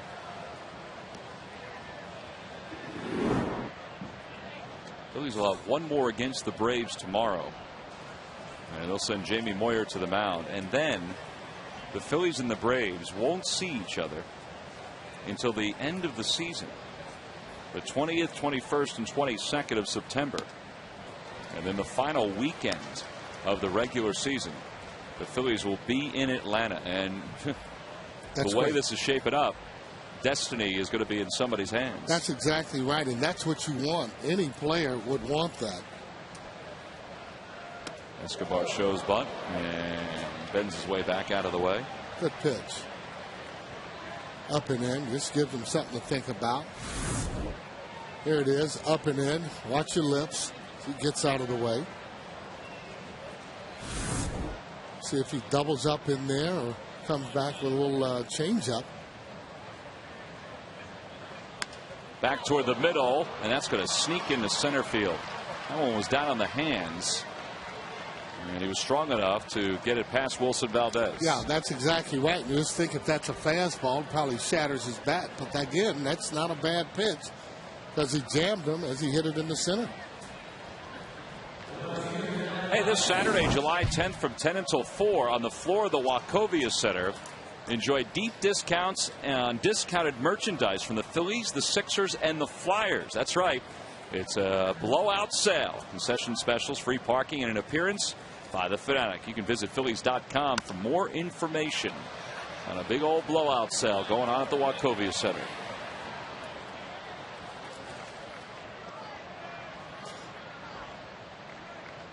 Diaz doubled and scored his last time up. He's 2 for 2.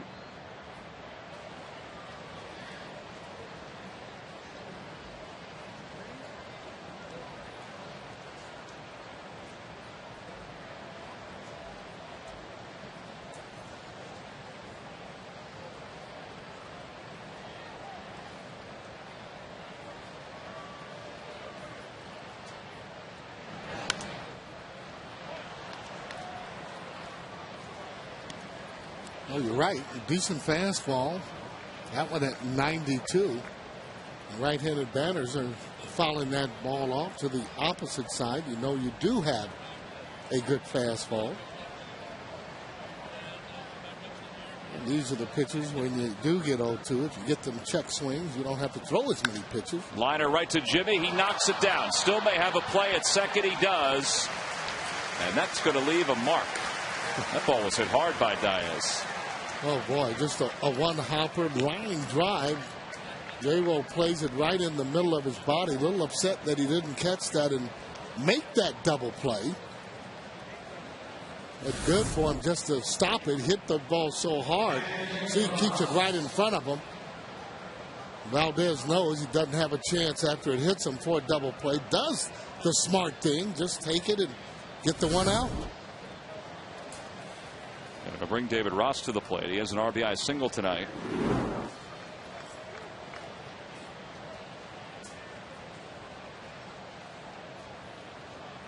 Toss over to first. Sarge, I got a glimpse of David Ross's bat his last time up. And, you know, being baseball fans, I always wondered about the different bats that players use. Why does he look, why does he have there's so many more grains in the top of his bat than everybody else's. And that bat is flame treated. You know, the other bats you'll see that are more, they'll be just all ash, and what they do to that is they, for whatever reason, what the player wants. And I've had bats that have been that way. And I'm thinking that and being flame treated is just exactly the way that it sounds. What does it do to the bat? Doesn't do anything other than a different color, or they think maybe it might make it a little bit harder. You know, I know that when we got our bats, we would actually take them and bone them down ourselves, either on a bone or something, a round object that would be hard. Looks like a Louisville Slugger model. Runner goes. Pitch is popped up. And that should be an easy play for Jason Worth. He comes in. He's over a few steps, makes the catch. Fairly easy inning for Cole Hamels as he allows a hit, strands one. We've played 5.5. The Phils and the Braves still even at 2.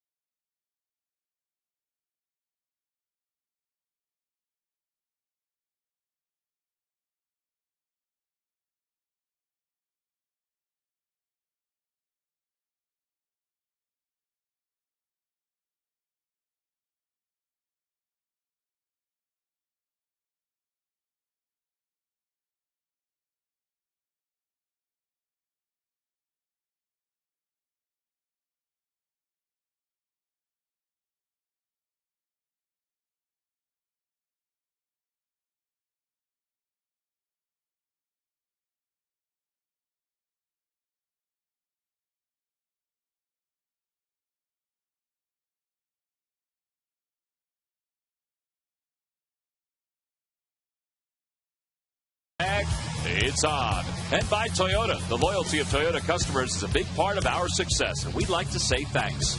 Toyota, moving forward. It's a 2-2 game as we go to the bottom of the 6th. Phillies and the Braves. What a great giveaway today. The Louisville Slugger, compliments of the good folks at IBEW Local 98, the Charlie Manuel Louisville Slugger. And the one that was given out today is very similar to the one that Charlie used during his first few years in the minor leagues. There's Charlie's first contract with Hillerich and Bradsby. Those are the owners of Louisville Slugger.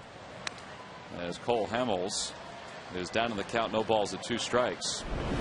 That contract which Charlie signed, you see his signature, which is very similar to the signature he still owns. It hasn't changed much over the years. There's that weight at 180 pounds.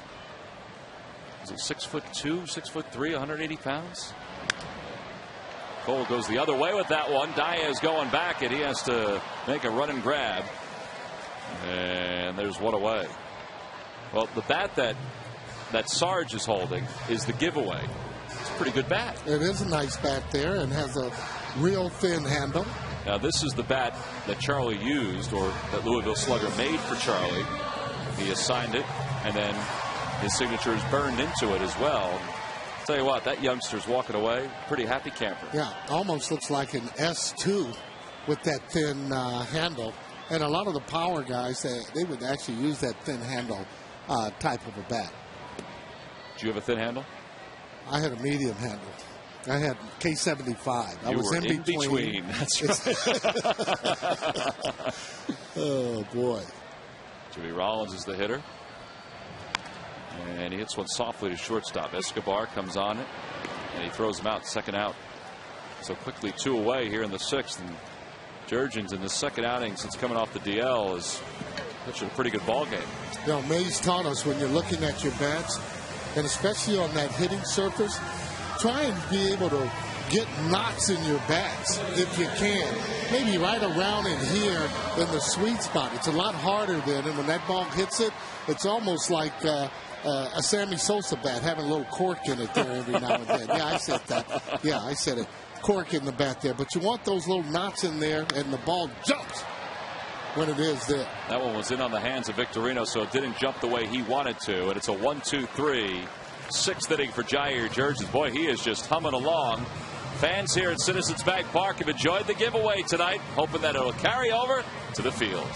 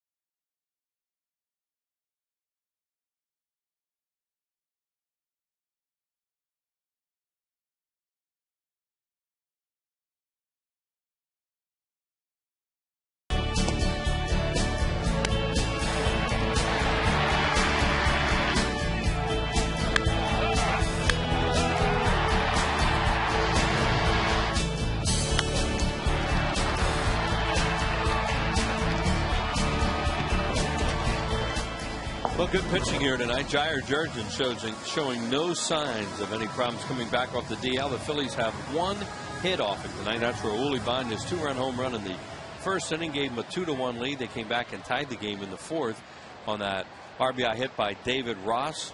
Cole Hamels has pitched well here tonight, especially getting out of that bases loaded, no out jam in the first inning with just the 1 run. But once again, the Phillies struggling offensively. 26 foul balls, Wheels, against Cole Hamels tonight, as we get set to take a look in at Gregor Blanco, who will lead off the top of the 7th. And he starts with 99 pitches and 26 foul balls, and well, he's taking a long walk off that mound. Took a walk off that mound like I don't know, tying a shoe. Hope that's all it is.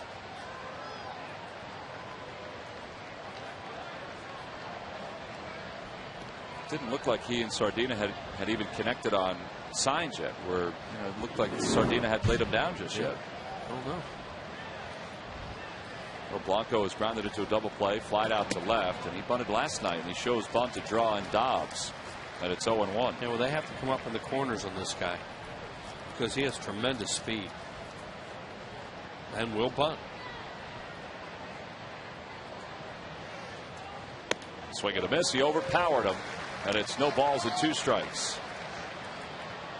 Overpowered him with a high fastball. Phillies do have bullpen action behind Cole Hamels. Yeah, they have to be ready if he gets in trouble in this inning.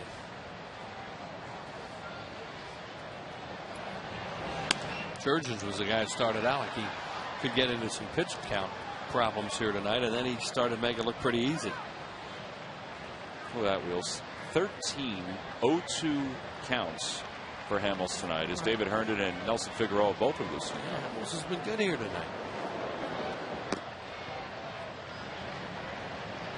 Swing and a miss. He got him. Boy, that ball had a lot of movement on it. It's another curve. He got David Ross earlier on the curve, and he gets another strikeout on the curve. So one away, and these lucky fans are tonight's Citizens 70. We're to receive a prize pack courtesy of Citizens Bank. Citizens Bank with the most 7-day branches in the Philadelphia area. To find a branch near you, visit citizensbank.com. 6 strikeouts now for Hamels, and here is Jurgens. Yeah, Jurgens is staying in the game. He went 5+ last time out. They were saying before the game that he probably doesn't have a pitch count, but if he runs into any difficult times, they may keep him at around 100.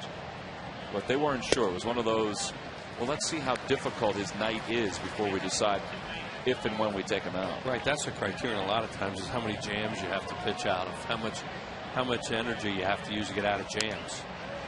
He fouls a lot of ball. Remember that game he had against Hamels last year when he kept fouling them off, and they blooped one down the right field line, and that got off. They got off on an inning that night against Cole. There's a pitching comparison. That 3rd inning was a big one for Cole. 22 pitches. Jurgens threw just 7. I had a little trouble getting together there, and Hamels just tapped his chest, saying, "Okay, it's me. You're all right, Payne." And a call, strike 3, right down the chute at 95. And it's the 7th strikeout for Hamels. 3rd time he's gotten Jurgens. Yeah, once again, he's had a really good downward plane on his fastball tonight. He's thrown some up too, because I think he wants to once in a while. But the key to him is when he has that downward plane, the fastball's down. I think some of the best ones he threw, I thought, were last time when Chipper Jones was up. He threw down to him and away. They were strikes, and he really couldn't get to them. He was trying to get something middle in to hit out of the ballpark, and he didn't give in to it. Martin Prado takes a pitch at the knees. Boy, Cole is really throwing strikes now. Well, his splits are really good in this game. His strikes to balls. 81 strikes to just 28 balls.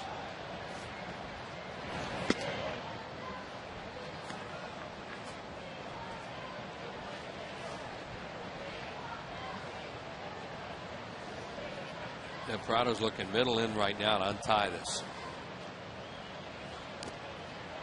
Swinging fastball, and he got something off speed, and it's 1-2. Yeah, that's why you really don't want to necessarily challenge him middle in. You can maybe challenge him up, because he'll chase up there.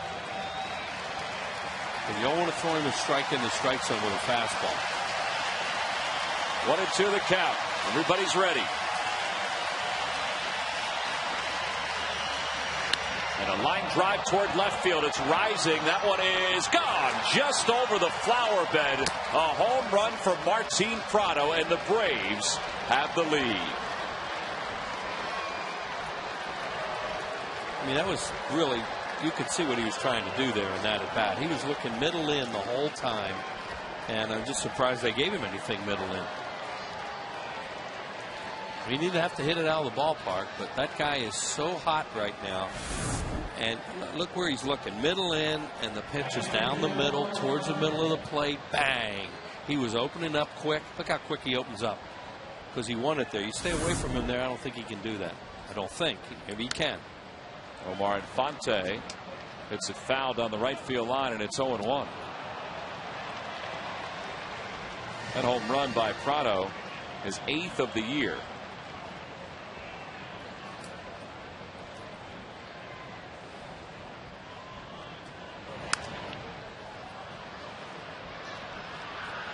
That should find the seats and does, and it's quickly 0-2. So the 14th no ball, 2-strike count by Hamels tonight.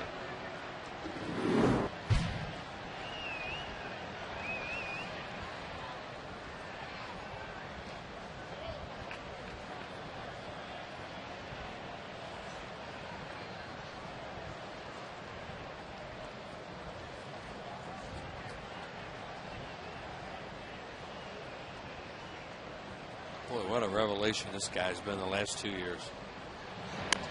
He had to convince a lot of people, too, because Kelly Johnson looked like he had a stranglehold on that second base position. Then when he struggled and got hurt, the door was open for Prado to,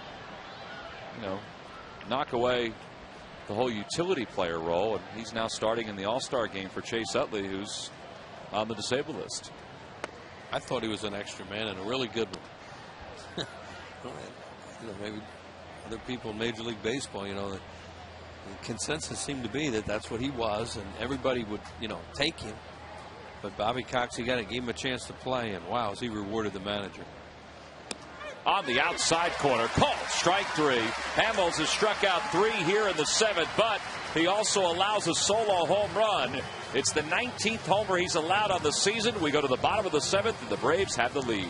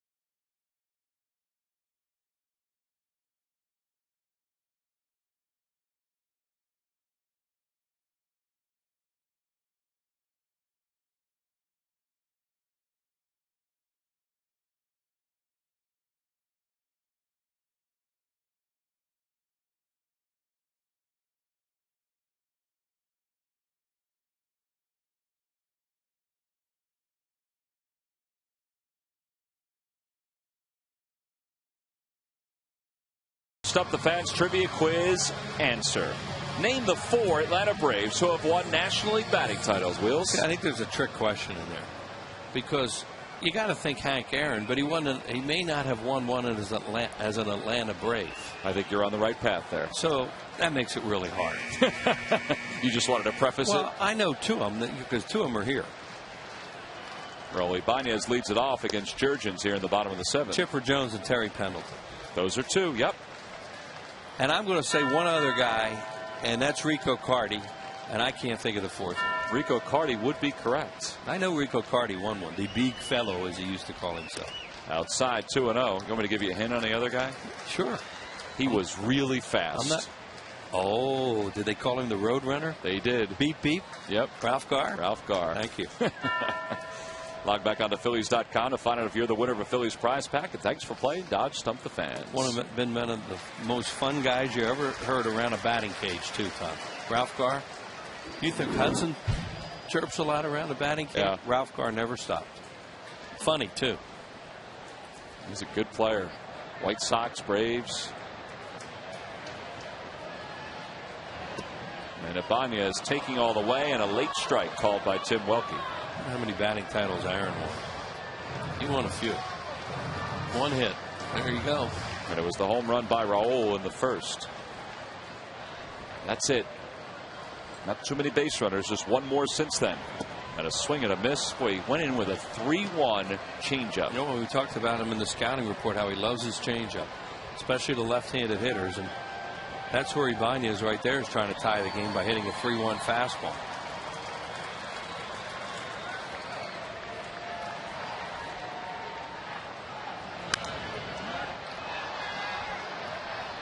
Raul stays alive to start the bottom of the 7th. Johnny Benners is the left-hander. Peter Moylan is the right-hander for the Braves. Phillies have action in their pen, too. We're in that point of the game where you'll see Moylan, Saito, Billy Wagner.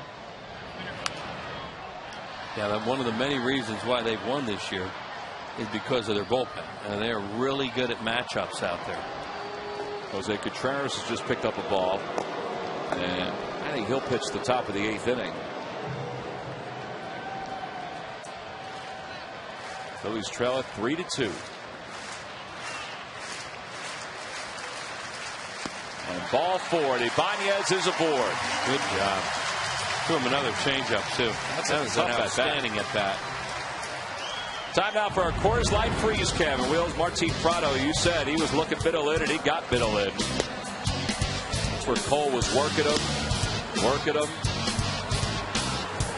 Prado was opening up those hips, and bam. Look at that. He barreled it, too. Yeah, you know, in that spot where a guy's trying to hit the ball of the ballpark, you see him opening up early and cheating that way. And he appeared to be, and he got one just a little bit middle in. And, you know, it was really close to not being a home run, too. It was just high enough. Here's Ryan Howard. The Phillies look like they're taking a little bit more here against Jurgens. After Ibanez's 8-pitch at bat, Howard takes one for a strike, and it's 0-1. He's really going to that changeup now, these two left-handed hitters.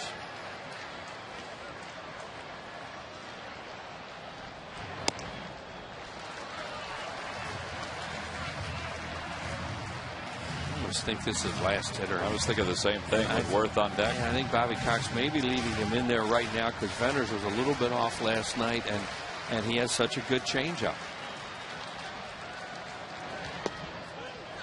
Got it over. That was an off-speed pitch, changeup or breaking ball, one or the other.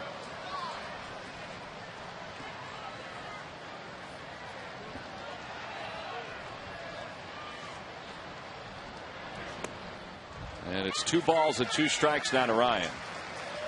Ryan tonight is grounded to shortstop. He's flying out to center, and you see what Jurgens has done. That includes a long first inning. Threw 26 pitches in the first inning tonight. Make it 28, and it's 3-2. To a fastball there, and you know you're going to stay away from him with his fastball and try and make him beat him the other way. There's Jason waiting, hoping that there's a guy in scoring position for his at bat. I almost think if they think he's coming out of the game, he won't challenge him here. 3-2 the count to Howard. In the air to left field. That's pretty deep. Matt Diaz going back. Warning track wall. He jumps, and it's off the top of the wall. Ibanez is rounding third, heading for home. The big piece is going to third, and he's there standing. And the Phillies have tied it up at 3.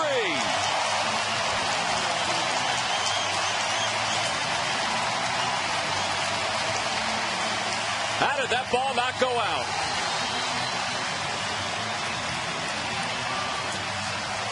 You're a big man like that, you can have an awful lot of topspin on it. Matt Diaz thinks he should have caught it. Said that's on me. Here's a look at it. 3-2. That's a change. That was a slider, I think. It was not a fastball. He didn't challenge him. Diaz. Oh, that's a tough play. That's above his glove, isn't it? Let's see. Well, he didn't get to the spot where it hit. He jumped high enough, but see, he's not at the spot where it hits. It hits right off the fence right there, and his glove was probably right there. You know, he may have said it's on him because he should have fielded it better off the wall and kept Howard at second instead of third. Well, you know, maybe, but you know, when that ball bounced, I don't think he knew where it was. I agree. I mean, you saw him kind of looking around, and then he couldn't have caught that though. No, not where he was. No, he hit his hand. You see, he's hit his wrist, but you can see the ball was just a little bit to the side of his glove. That was a tough play. Well, it turns out to be a triple for Howard. It's his 4th of the year, 15th of his career. And we've got a pitching change here at Citizens Bank Park. All even at 3. It's an AT&T call to the bullpen as Peter Moylan takes over.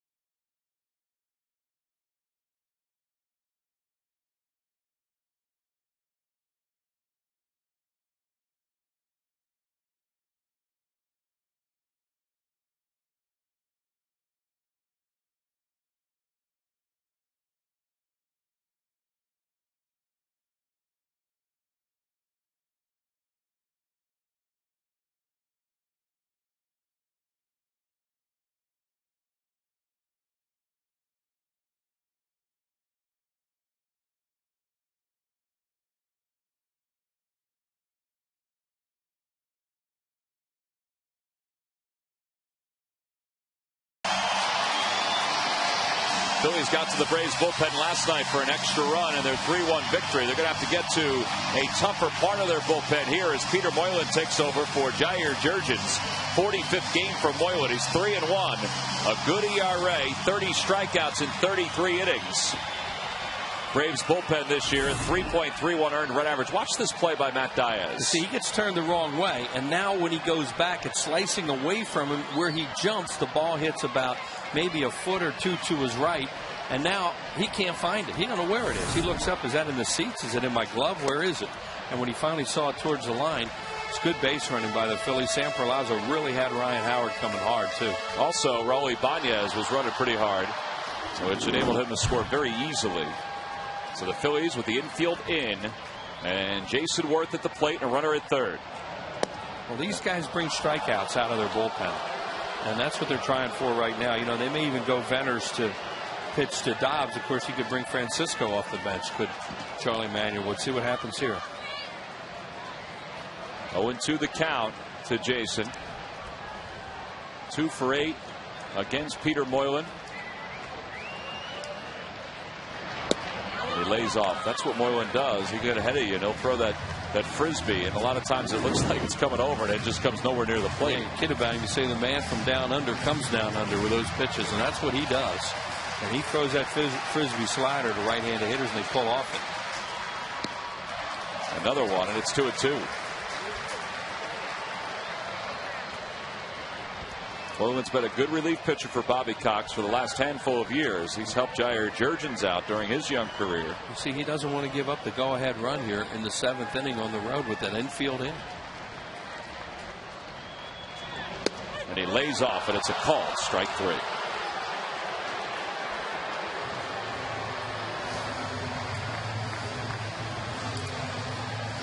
I don't see Bobby Cox, you know, if he makes this move, he knows he's probably going to get Francisco. You see, that's what I was talking about with strikeouts. That's what these guys bring out of their bullpen. Wagner's unbelievable. Moylan, Venters, they can strike you out. Saito. But Bobby Cox is basically saying here, I'd rather the left-hander go against Francisco than the left-hander, than Moylan go against Dobbs. So he's going to bring Venters in. So a pitching change here for the Atlanta Braves. It's a 3-3 game. Ben Francisco is waiting for his opportunity.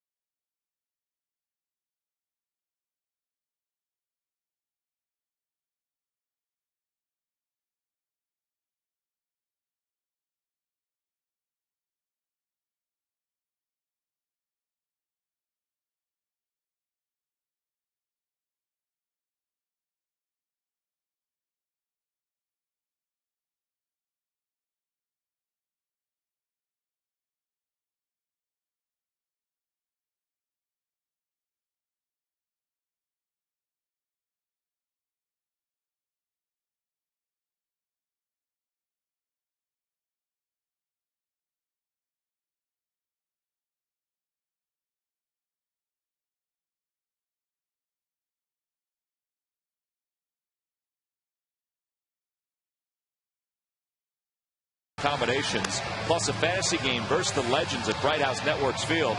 Who are the legends? Well, Mickey Morandini, Greg Luzinski, Mitch Williams, the commish Larry Anderson, and a whole host of others. It'll be at the Carpenter Complex. Call now at 610-520-3400. It's the chance of a lifetime. Well, Bobby Cox is going to bring the lefty Johnny Venters in with the game tied at 3 and a runner at third. Well, you know, there's not a lot of history. Dobbs was 1 for 2 off Moylan. Francisco's 1 for 1 off Venters. This is just Bobby Cox saying, I'm going to bring the guy in that I think has the best chance to strike somebody out. And that was Moylan on Worth. And now, even though he knows he's going to get a right-handed hitter, he's going to go this way. So the infield is in again with the runner at third. And Francisco takes a fastball low.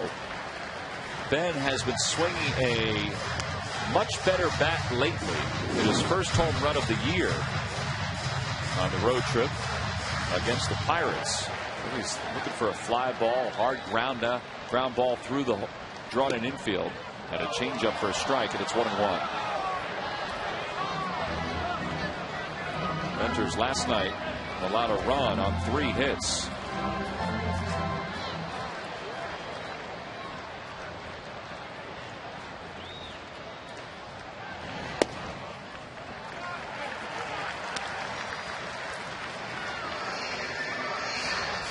Saw Johnny Venters for the first time during the first series at Turner Field, and he opened up a lot of eyes with that 95-mile-an-hour fastball and the movement on it.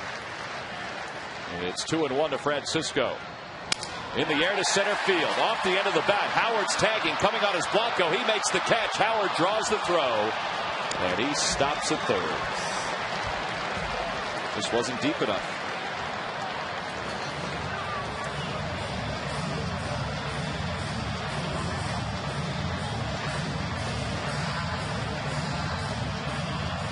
Two outs. He hit it right off the end of the bat, and no problem for Blanco right there to come on. And obviously Sam Perlaza can't try to score Ryan Howard on the ball that shallow with the outfielder coming full bore in on the ball.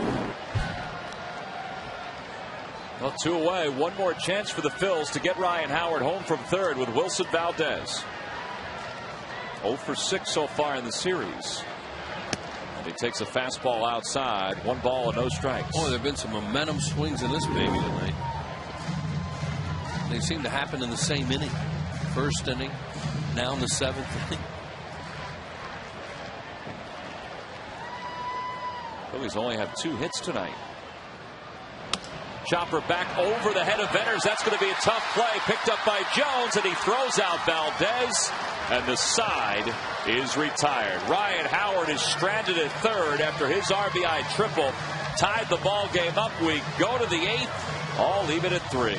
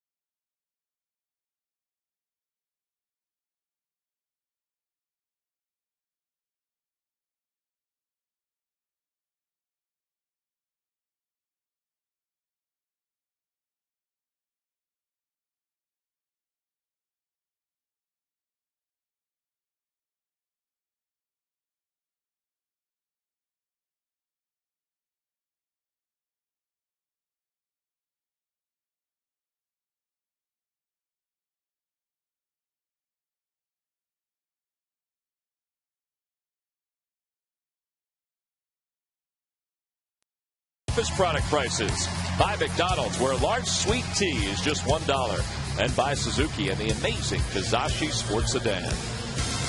Well, top of the 8th inning, and this game is now up to both teams' bullpens. Phillies with 3 runs on just 2 hits. They tried to go for the lead in their half of the 7th. Juan Castro takes over at third base, and Jose Contreras takes over on the hill for Cole Hamels. Contreras this year, 31st game, 3-3, an earned run average of 3.24. He's had a rough stretch over the last couple weeks. He's been working on trying to get his command back to where it was the first month or 2 of the season. And that command is going to be tested here tonight. Cole Hamels, he scattered 8 hits over 7 innings. He struck out 8. He had 14 0-2 counts tonight. And he threw a first pitch strike to 24. This is dominant. 24 of the 29 batters he faced. Oh, he was really good here tonight. He had all those foul balls, too, that ran his pitch count up, 32 of them. So Chipper Jones leads it off here in the top of the 8th. It'll be Jones, Gloss, and Escobar. How about Chipper showing bunt? Yeah, and he's really just taking a pitch there because they know the scouting report on Contreras is that he's struggling right now, and these guys walk a lot, and he's going to make him throw a strike probably, and then sometimes he can be shadow boxing a little bit, make you think he's going to do it, and then he'll swing at a fastball. That's over for strike 1. 1-1. He threw him a breaking ball. Chipper Jones, is one of the great guess hitters ever. How many times did you see him whale a fastball in a spot where he guessed right? And I think he can still do it in certain situations. Not like he used to. 4th among active ball players in go-ahead RBIs. And he pops the 1-1 foul down the left field line and out of play. That's 1-2. He's just not as quick as he was. But that was some play he made to end that inning. Sure was. That looked like it had a chance to be in no man's land when it chopped over the mound like that. If Escobar had fielded it, I think Valdez may have beaten it out. I do too.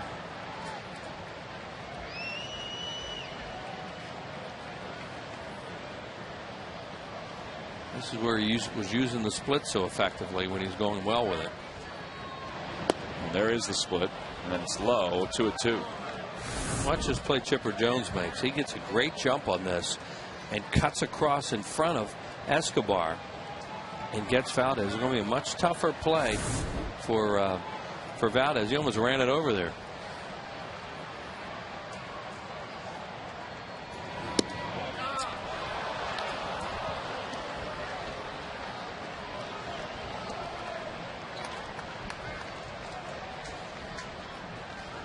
There's Gloss waiting on deck.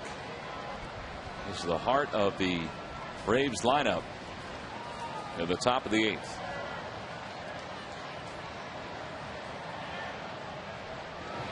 Little number up the third base line. That's going to be a tough play. Castro has no chance.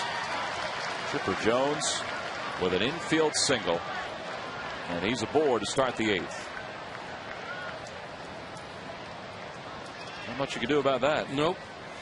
Little swinging bunt, smothered a fastball right off the end of the bat, just smothers it at home plate. And even as banged up as he is at this point in his career, he's going to beat that one out. Jones is aboard now for Troy Gloss. See what his numbers are against Contreras. He faced him over the American League. Gloss 3 for 9 against Contreras. And that one's toward right center field. That's going to drop in for a base hit. Victorino's going to cut it off, but Jones is on his way to third.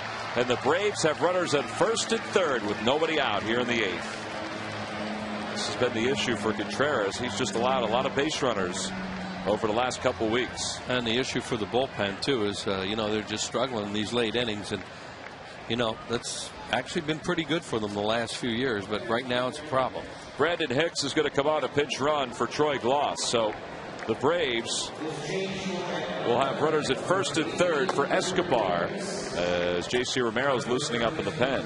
Now their bullpen's so good. It'll be interesting to see if the Phillies would play for a double play here to give up a run for 2 outs and know that they have to do a run behind to Saito and Wagner. And what are they going to do? Looks like they're going to set up for 2. Yeah. Play up on the corner at third, and of course Ryan Howard up anyway, holding the runner on. Escobar is 1 for 3 tonight. He singled his last time up, and that's over at the knees for a strike. It's 0-1. Escobar, who grew up in Cuba, and one of the guys that he watched while he was growing up was Jose Contreras.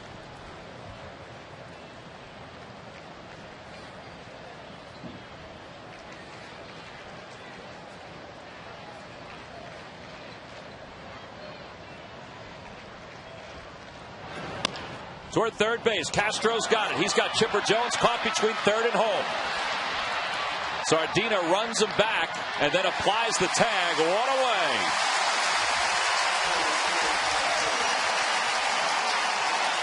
He did a good job on that rundown, because Chipper Jones was trying like heck to stay in it long enough for them to get a second and third out of that, and they didn't let him do it. He's limited on what he can do anyway as a base runner now. But that's his game plan here. You break on contact, now you stop.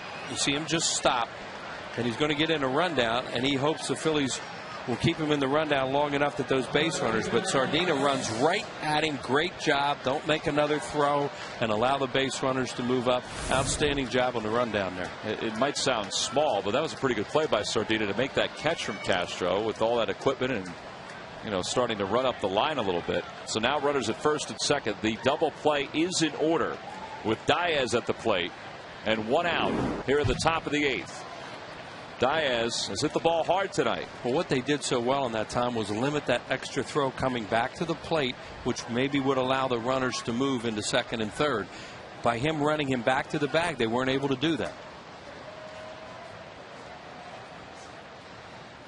On the inside corner at 90, and it's 0-1. There's a slider from Contreras at 90 miles an hour. Now they can really drop back into more serious double play depth now than they were before, where they're kind of halfway.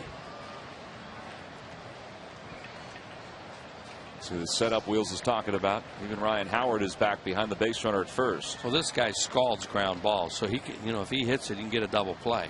If he hits it at somebody. Pop up. That'll work. Infield fly rule has already been called. Valdez is under it. 2 outs. 2 away, and Bobby Cox is going to go to his bench here. And this is where you decide to bring Romero in for McCann, and that's why Romero's up, I would think. Ryan McCann came out a moment ago and started swinging the weighted bat. Charlie Manuel's waiting for him to be introduced before he makes any kind of move, if he does at all. There's JC. He's lathered up and ready to go. So McCann has been introduced. Charlie has left his spot. There goes Charlie right behind Rich Doobie. And he's going to come out to the mound. And that's probably going to be it for Jose Contreras, with the left-hander loosening up. This has been a tough 8th inning for Contreras, but he's got 2 outs and now 2 runners on. And there is the call to the bullpen. So Contreras will give way to J.C. Romero. Phillies and the Braves locked in a 3-3 tie. Game 2 of this 3-game series. We'll be back after this.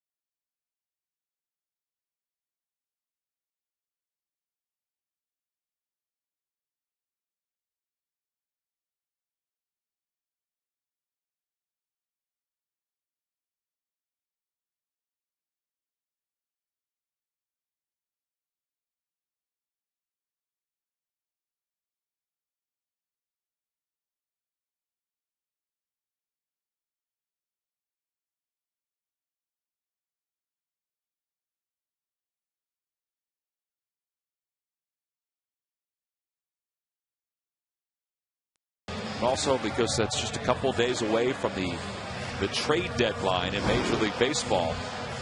We're in the month of July, and there's a lot going on, including a race between the Phillies, the Mets, and the Braves for the National League East. And we are headlong into that race right now. And J.C. Romero is on to face Brian McCann with 2 outs and 2 runners aboard here in the top of the 8th.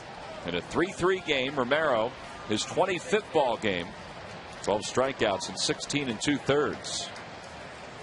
And he has faced McCann 14 times officially. And McCann is 1 for 14 against him. Oh, yeah. Well, off the matchups, this was a no-brainer that he knew they were going to do this. And now JC has to do his job and see if they can dodge his first and third nobody out bullet. Last 2 times these guys faced each other, McCann flied out to right field. And a fastball away, 1-0. Brian McCann did not start tonight. He's pinch hitting for David Ross, who has an RBI in 3 at-bats, or had an RBI in 3 at-bats.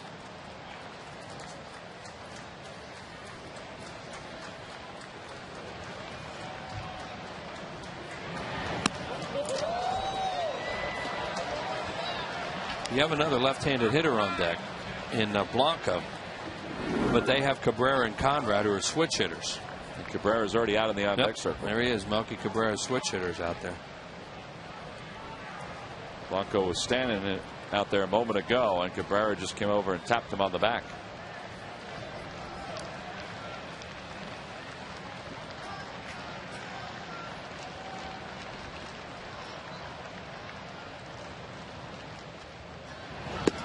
Fastball for strike 1, 2-1.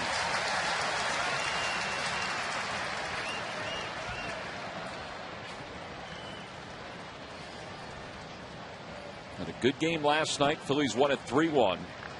This has been a doozy too.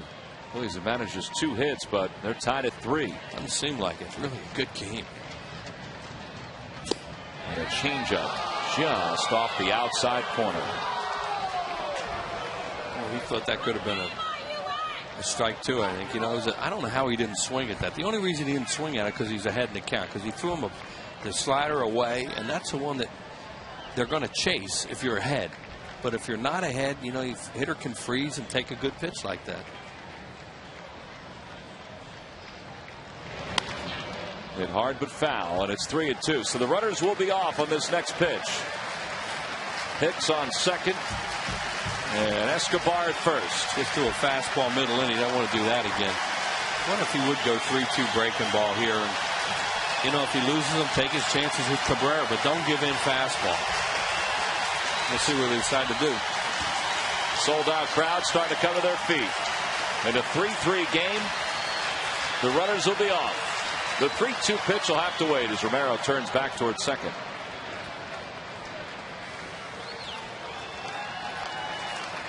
Somebody's going to go home happy tonight.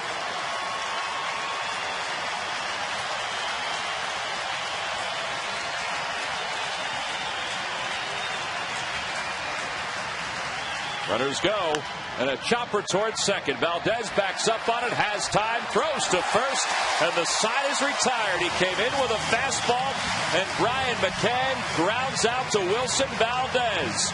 So Contreras and Romero work through this eighth. We go to the bottom of the eighth in a 3-3 game.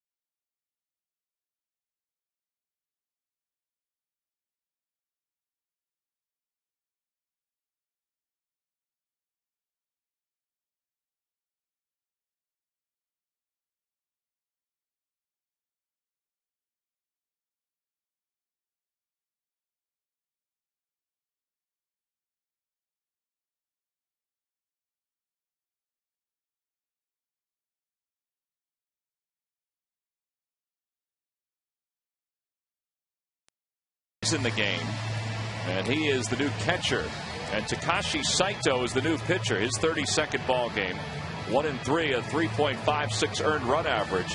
He'll bat fourth. So again, Saito bats fourth. McCann was batting seventh after pinch hitting for Ross, and Hinsky bats ninth. Meanwhile, for the Phillies, it'll be Dane Sardina to lead things off. And some good news for the Phils at Lehigh Valley. That's Ryan Matson continuing his rehab, and he gets a strikeout to finish off the eighth inning. That was just moments ago. So Ryan working in back-to-back ball games.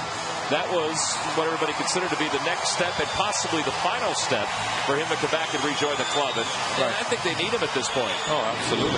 You know, that's normally the way they want to go. That if they can get the guy to go back-to-back and everything's okay, then they'll bring him.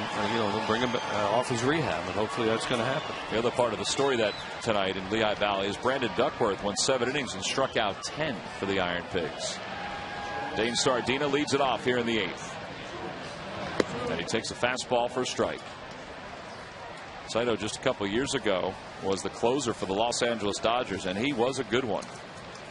But he's run into arm problems the last couple of seasons, and Last year was with the Red Sox in somewhat of a setup role. He was more a 7th inning guy than an 8th inning guy. But he's been a pretty good setup guy for Bobby Cox this year.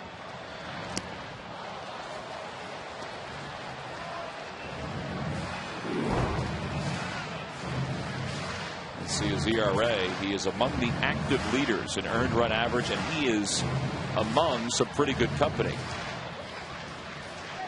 Well, that year with the Dodgers, he had an unbelievable curveball to go with a tremendous fastball. It's sinker, 2-seamer, 4-seamer curveball. And then he started to have those arm problems you're talking about. Little number out in front of the plate. Saito throws out Sardina, first out of the inning. A 1 away, and Ross Gload is being introduced as a pinch hitter for the Phils.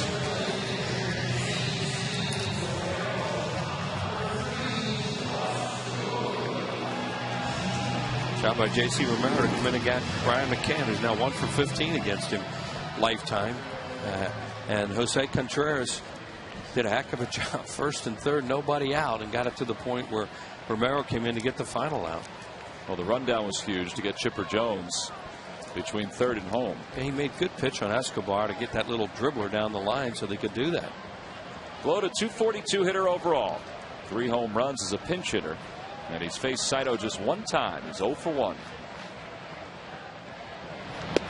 Outside, 1-0. You think Gload's into a little bit of lift and separate right now, and you would think that they would stay away from him as they did on that first pitch.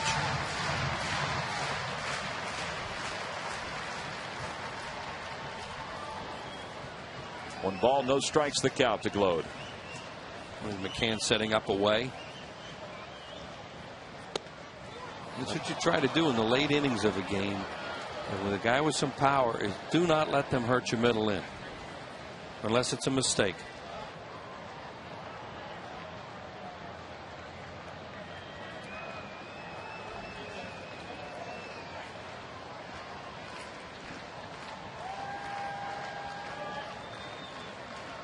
Outfielders have a no doubles defense. They're playing the line at first, off the line with Jones at 3rd.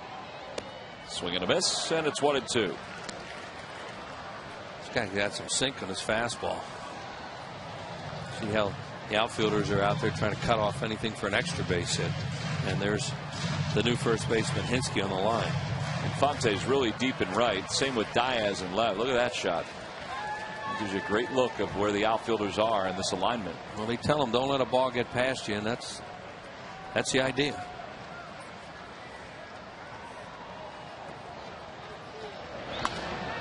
Little looper toward left. It'll hang up there for Diaz.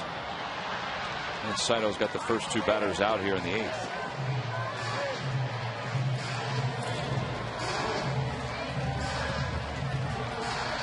So 2 away and back to the top of the order for Jimmy Rollins. They set up their order so Saito could pitch 2 innings if the game stays tied. If they feel that he can. Right now he's making it fairly easy, so he hasn't only thrown 7 pitches. As we mentioned, he'll bat 4th. And the 8-hole hitter is up in the 9th, with Hinsky batting 9th for Bobby Cox. Jimmy walked his first time up and scored. Line to right on a fine play by Infante and grounded to shortstop. So 0 for 2. Jimmy hasn't really gotten his timing all the way back since coming off the DL. Phillies have Brad Lidge in the bullpen to pitch the 9th inning, and the game would be tied at this point. Jimmy Rollins is looking for something middle in. There's Lidge. I don't know that he's pitched since that Cincinnati game, has he? He has not.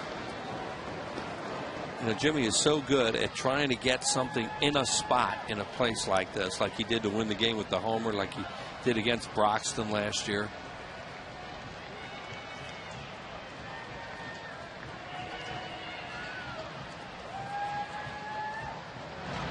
They're giving him that spot in right center that he hit the ball against Broxton. Yeah, and those are breaking balls which pull a little bit, but you see the location. Everything's away. And Jimmy is up there with the mindset that, you know, I'm looking for something middle in that I can jerk right now. because he's a smart hitter. You know, he understands situations and he looks for things. It doesn't mean he's going to get it, or they're going to give in to him, or that he's going to be able to do it. But that's on his mind right now. 2 balls, no strikes, the count to Jimmy with 2 outs here in the 8th. And a fastball he takes for strike 1. It was away. It was talent away from him. Now, if you have 2 strikes on, you got to swing at that pitch. Jimmy against Saito is 0 for 2.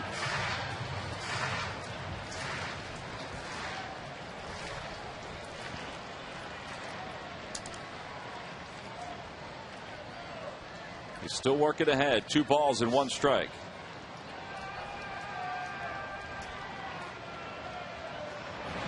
And on the hands, a pop-up. That's going to be an easy play for Chipper Jones. Near the box, makes the catch, and Saito retires the Phils in order here in the bottom of the 8th inning. So we said this game was up to the bullpens. The Braves bullpen, well, they answer in the bottom of the 8th. We go to the 9th.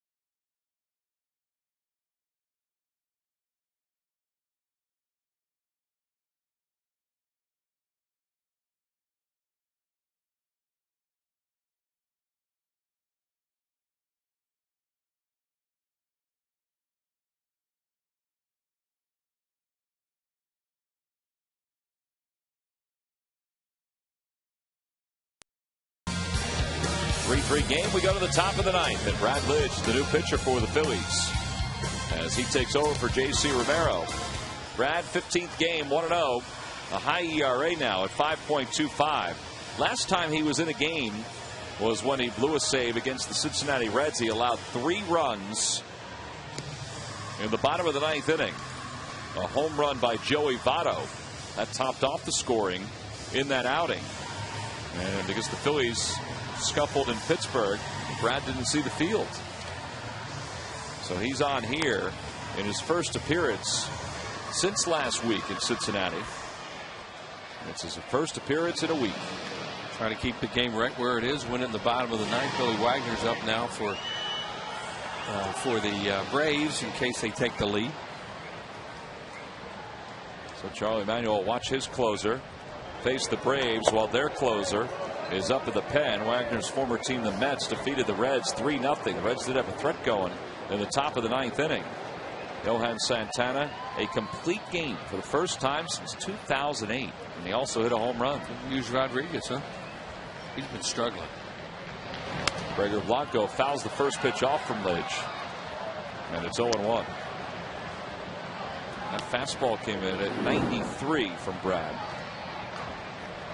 Remember, Blanco bunted last night to lead off an inning.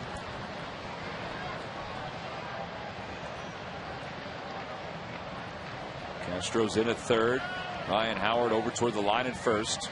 And now the 0-1 pitch inside, and it's 1 ball and 1 strike. Now, we've seen back-to-back fastballs from Brad, and he mentioned that the game against the Reds was kind of a wake-up call for him because all he was throwing was sliders. Now, he admits the sliders is out pitch. He said, but when that's all you're throwing, Well, what are they going to be looking for? The slider. He said, so you got to throw the fastball every once in a while, and he said it was certainly a wake-up call for him. There is the slider that was high, and it's 2-1. Blanco can really run too. He's not a guy you want to let get on. Even though Hinsky's on deck too. We're talking to Bobby Cox right now, but they wouldn't bunt with Hinsky, I don't think. There he is talking to the manager. And that's about what happens if Blanco gets on. Now the slider, that one drops in for strike 2. Blanco, one of those rare players you now see nowadays that actually chokes up a little bit. It just looks strange when you see it because everybody's buggy whipping down on the end. Look at that.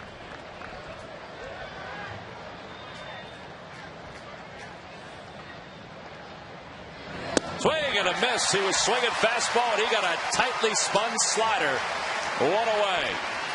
Sardina's throw to third as they throw it around the horn went right over the head of Juan Castro. Yeah, as Tom said, a good breaking ball here from Brad Lidge. Hard slider, and that's what you hope. You know, you can get to the 2-strike spot, and they'll chase. Well, now it's Eric Hinsky, who with Brad Lidge will go down in visual history for the Phillies because he was the final out of the 2008 World Series. And they got a history. And a swing and a miss and a slider. It's 0-1. That wasn't the swing that he had. That was a little tentative there. The one that he had in the World Series was full bore. On a cold night. That didn't feel cold. Not after that. On the inside corner at 92. Good placement with that fastball. It's 0-2. Well, now he's thrown enough fastballs right now where, you know, he has in their mind, you know, some doubt in their mind where he's going to go. Just don't throw a strike here. You really don't have to. Brad trying to outsmart Hinsky with his 0-2 pitch. And a swing and a miss and a slider. That looks familiar. Oh, he got a piece of it. Held on to by Sardina. 2 outs. But that's my point about don't throw a strike there. There's no way he has to throw Hinsky a strike with their history and the way he chases his slider when he's behind in the count. Throw a non-strike. Man, he just caught that before it hit the ground. And here we go. Look at this. Watch this swing. Maybe that did look a little more like the swing at the first slider. True. And the celebration began and continued for days and months. 2 outs. Here's Prado. Trying to work it away, but it's a fastball in, and it's a strike. It's 0-1. The Mets have won 3-0. A win by the Phillies, and they would inch closer in the division. They got to get to the bottom of the ninth, though. Yeah, against a guy that's looking to hit a home run here. He scored twice tonight. Again, they try to keep it away. This time they do get it away. 95 of that fastball. Good fastball tonight, but not only does he have a good one, he's throwing it, and he's throwing it in good spots. 0-2 the count to Prado. Don't throw a strike. And a ball high. Oh, my goodness. Wow. What was that? Man. That's not a strike. Wow. That's right down the middle. My goodness. Take it back. Go ahead and throw a strike. See, you hope you get it called. In the air to right field. Jason Worth started in. Now he floats back. He's under it, and it's a 1-2-3 ninth inning for Brad Lidge. That was a pretty efficient inning by the Phillies closer. He'll take this game to the bottom of the ninth, where Shane Victorino is about to lead things off.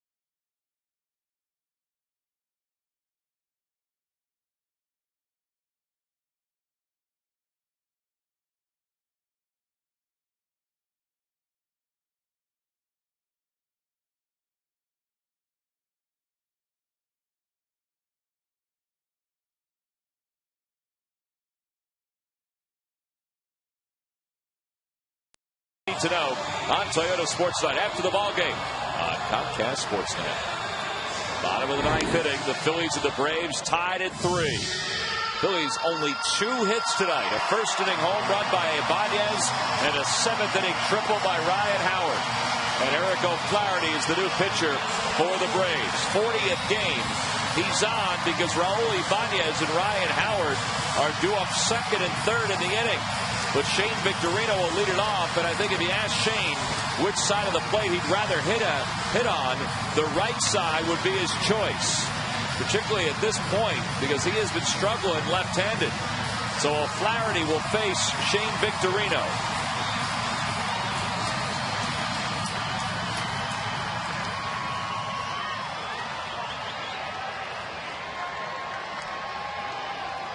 See what the Braves can do with the 3 left-handers in their bullpen. You know, they have a couple.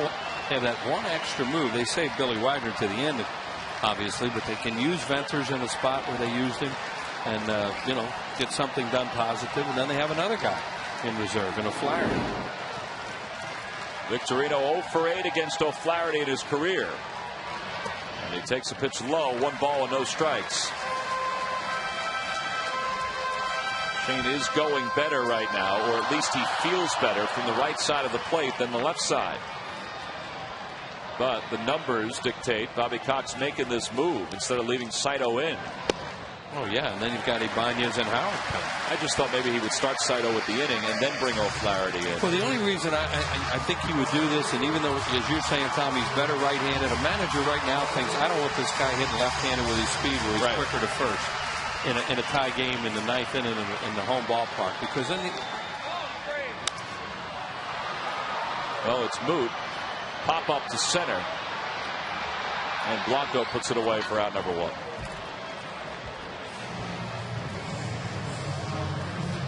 So 1 away here in the 9th. Victorino's retired. He's 0 for 4. And it'll bring Raul Ibanez to the plate. Raul has scored 2 of the runs tonight. A home run his first time up. He lined out in the 4th and a ball off the end of the bat, and he walked in the 7th.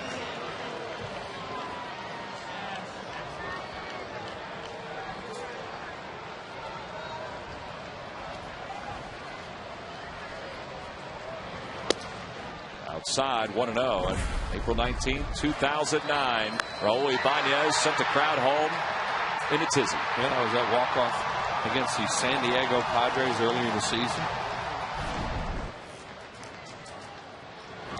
Swing and a miss. Raul's only faced O'Flaherty 1 other time. He's 0 for 1 against him.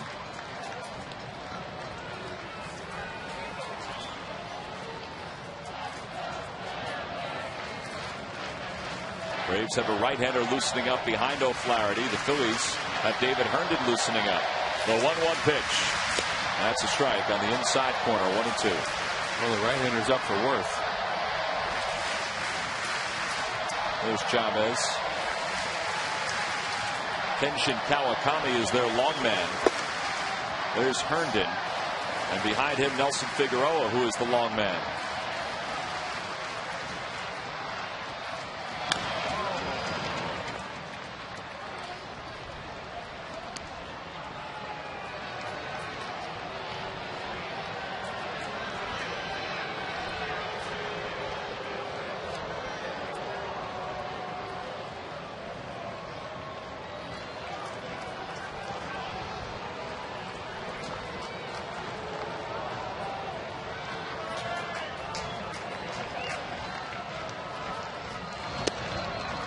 Low, and it's 2-2. Raul adjusting the batting gloves, going through. What makes him comfortable in the box. And he's got the count even, 2 balls and 2 strikes.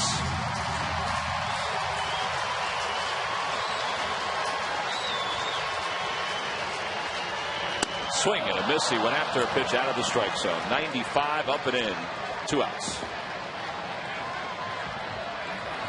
So 2 outs, and here comes Ryan Howard. And they stayed away, and then throw the high fastball. And nowhere near where McCann wanted it. No, he was set up outside. They got a result they wanted.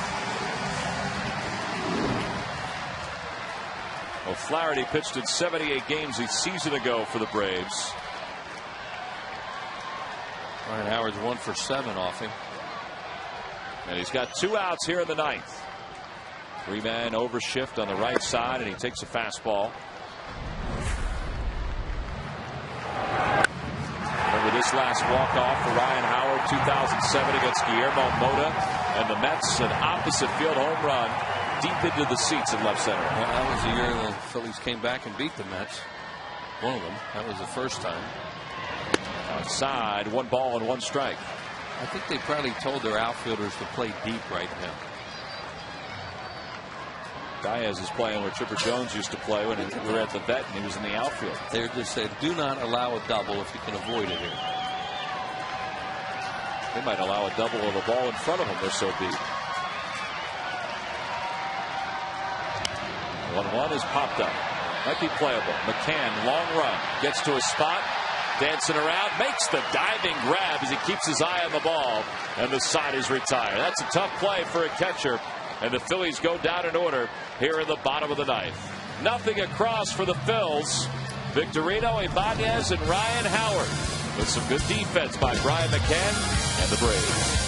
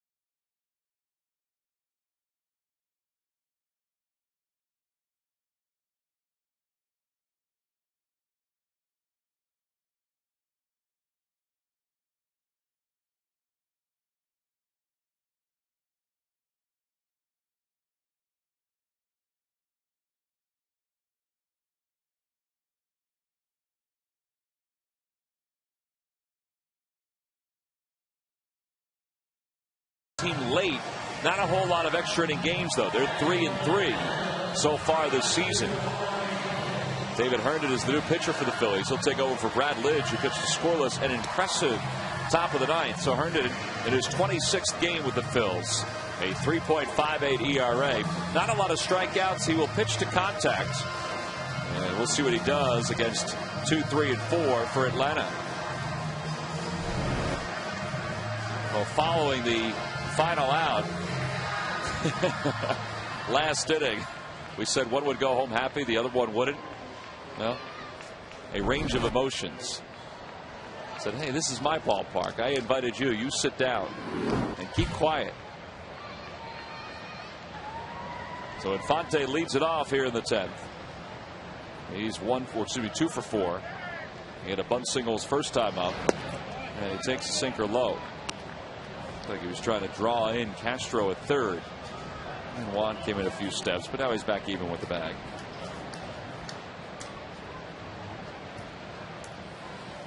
And a pop-up right side of the infield.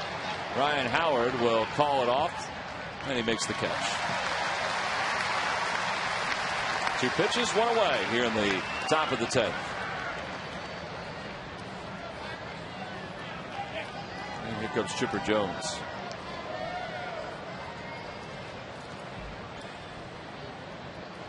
There have been a handful of occasions this year when David Herndon has been put into difficult spots.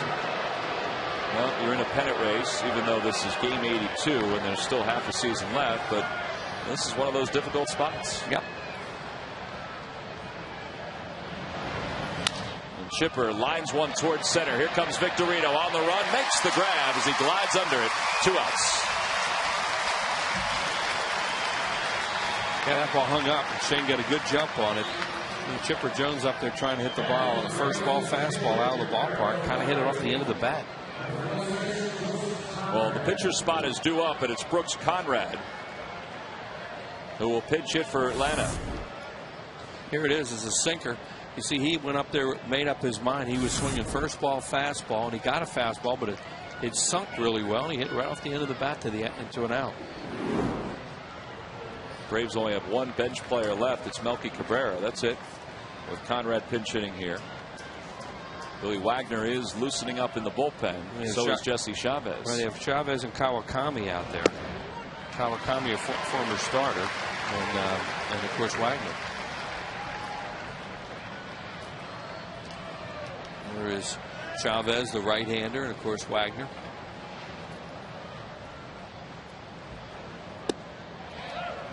Billy's having some year to retire, huh? Right. He's got 401 career saves. I still think that there might be a year left after this. You don't think he'd change his mind, do you? Right side, Ryan Howard charges, comfortable play, the flip to Herndon covering, and the side is retired in order. That's an impressive 6-pitch inning by David Herndon out of the bullpen, keeping this in a 3-3 game. We go to the bottom of the 10th.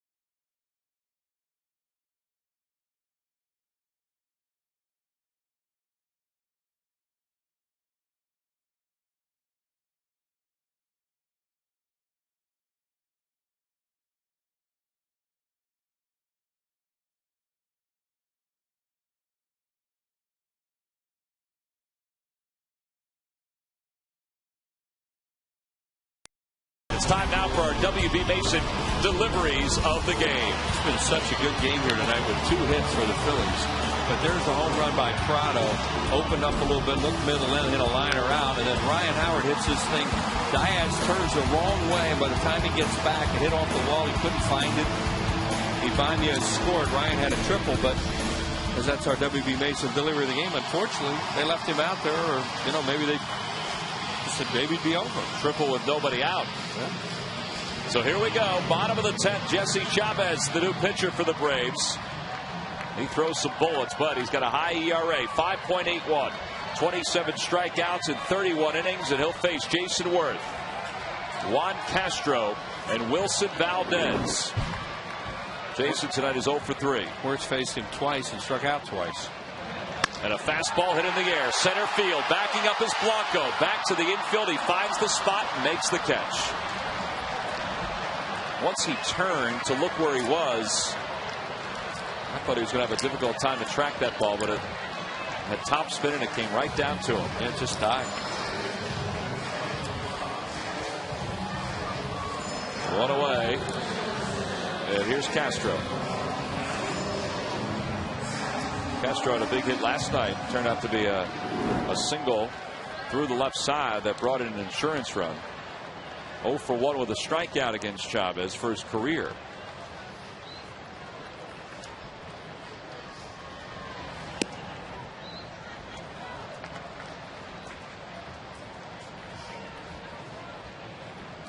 Jason 0 for 4 tonight.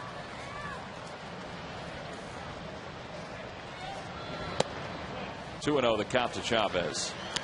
You know, between the Phillies and the Braves, this is the first time the hitter, in this case Castro, is last couple of innings has taken some pitches to maybe try to get on base. Well, sometimes the tendency in these games is everybody to back leg and end it, be the hero, and you know it's great when it happens, but it doesn't happen that often. Sometimes you got to piece it together. More than often you have to piece it together.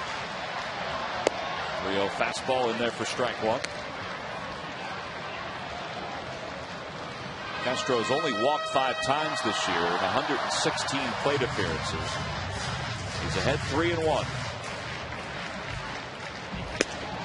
And there's ball 4. Wait, Tim Welke sort of stood up. I thought he was going to call that a strike. Man, it was high. So the Phillies do have a base runner. There's Tim Welke, the crew chief. This crew usually has his brother Bill as part of it.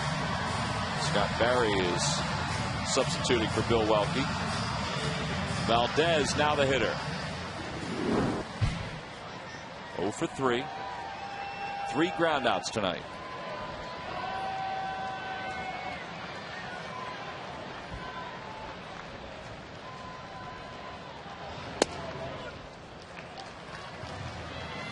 Phillies have already used Ben Francisco and Ross Glode.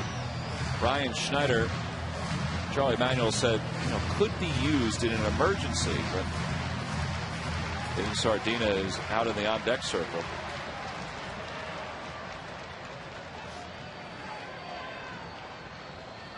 And a throw over, and Castro with a short lead is back standing. Chavez does throw hard, as Tom said, and they're going to play him as an opposite field hitter and figure he's not going to pull because there's a big gap in left center, and Diaz is really deep in left.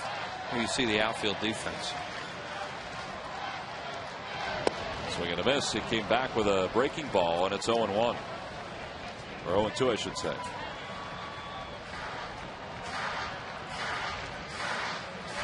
On the Toyota Major League scoreboard, Ryan Zimmerman's 2-run home run has given the Nationals a walk-off victory over the Padres, 6-5. Talk about a good bullpen, is that Padres. I wonder who threw it. They don't give up much.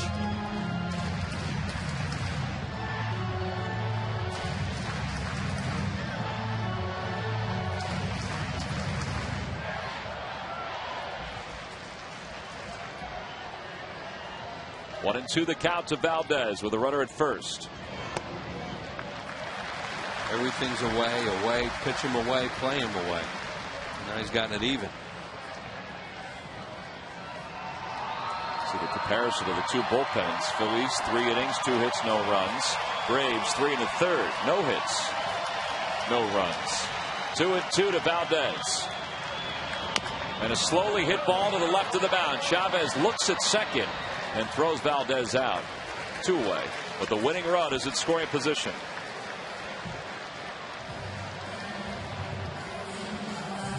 Valdez has grounded out 4 times tonight. Cody Ransom is in the on-deck circle for the Phillies. He and Brian Schneider are what's left for the Phils.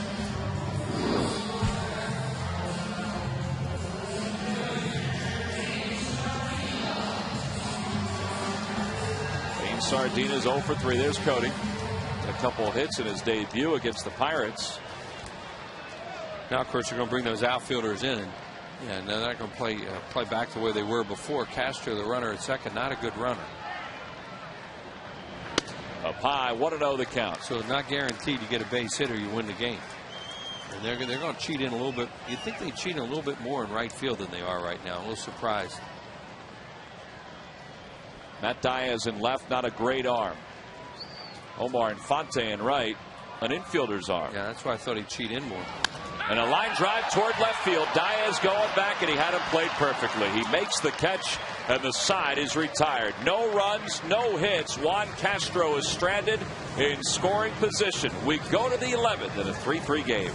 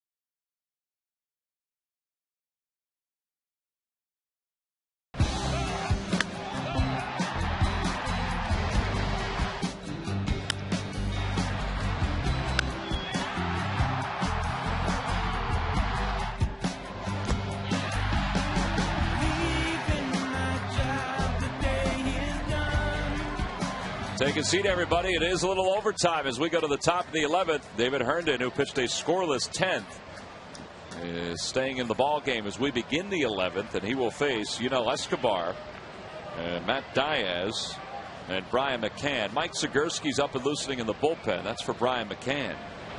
And that one's hit back toward the middle, and Escobar's aboard to start the 11th. These guys are swinging early against Herndon, and they did it in the last inning. He threw just 6 pitches, and they're doing it here. There's Zagorski. And here comes Matt Diaz. Taking a long look down there at Brian Snitker to see if he would bunt, but if you bunt, you take the bat out of McCann's hands. Right, because they'll walk him intentionally. Right. Well, Castro's in at third. Yeah, you got to look for it. I mean, you can't dismiss that it's going to happen. Diaz 2 hits tonight. He's squaring, and he bunts at it and bunts it foul. Well, he just jabbed at it. Well, you wonder how many times this guy's bunted. But that was a really poor effort. As Tom says, watch him just jab at it. He doesn't have the bat. He's not even holding it properly. No, it's almost like he was trying to slug that by somebody. And that's not what they had in mind. So 0-1 the count to Diaz. I wonder after that effort if he'd take it off now. Corners are cheating in again. There goes the runner. The pitch is lined toward right center field. It's in for a base hit. Escobar's heading to third. He's being waved home by Brian Snitker. Victorino drops the ball, and the Braves are going to have the lead. It's an RBI double. It's 4-3 Atlanta. And they played hit and run then. I thought they probably would take it off after that effort. And Herndon's a contact pitcher. You're going to get swings and hit the ball off him. And Matt Diaz can really swing the bat, and he hits this ball where he normally does, right center. You see hit and run, off on the pitch, perfect spot. Nice play by Shane Victorino there to prevent a triple.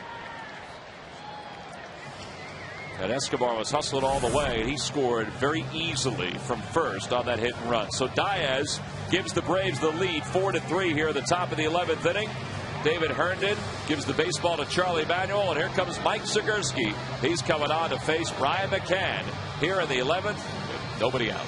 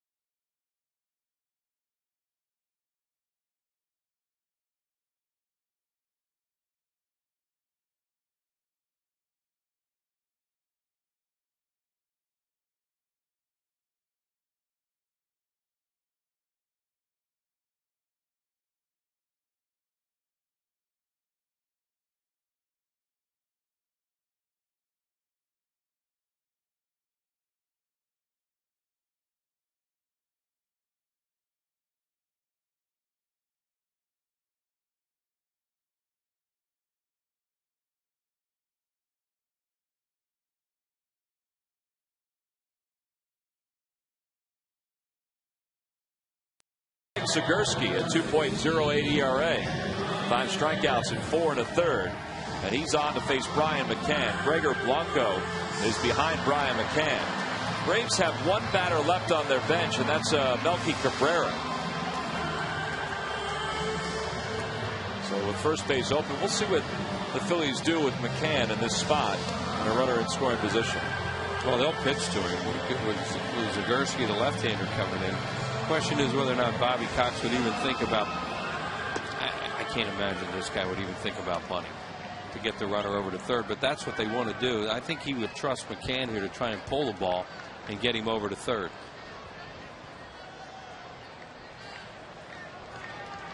Ryan McCann came on to pinch hit for David Ross earlier in the game, and he grounded out to second. That was in the 8th against J.C. Romero.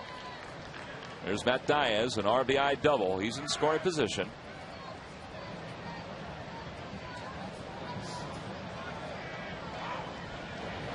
And a fastball outside, 1-0 to McCann. Cole Hamels started this game 8 strikeouts over 7. He allowed 3 runs and 8 hits. Bobby Cox watched Jair Jurgens allow just 2 hits over 6+. His bullpen is not allowed a hit. And there's a strike by Zagorski. 1-1.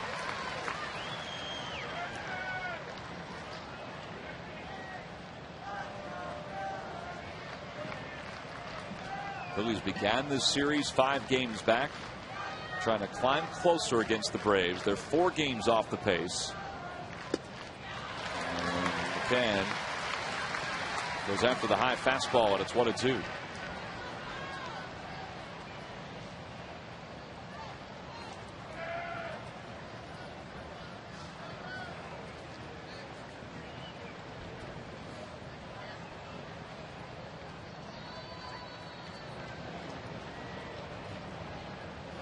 Swing and a miss. He got him. That's a good pitch by Zagorski. 94 on the gun. 1 away.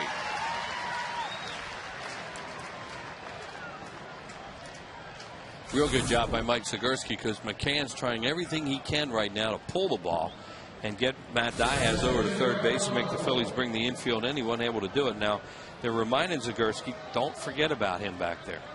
Not that he's a base stealer, but if you forget about him, he might take off trying to steal third base. The other thing too is that Blanco has the ability to lay down a bunt. We've seen that before. Phillies have gotten him last 2 times up on strikes. And he takes a fastball way outside. 1-0 the count. Blanco 0 for 4. He's grounded into a double play. He's flied to left, and Raul is playing him over toward the line and left. He's set up now with 2 more left-handed hitters. This guy and Hinsky's on deck. A little late on that, and it's 1-1.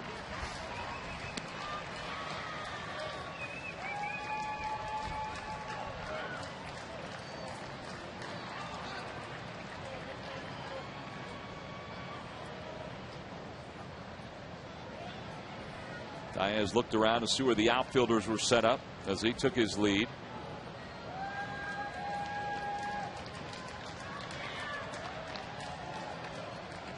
And Zagorski turns back toward him just to make sure he's kept close at second, because Jimmy Rollins is staying toward his spot and Wilson Valdez is staying toward his spot. So Diaz is free to roam.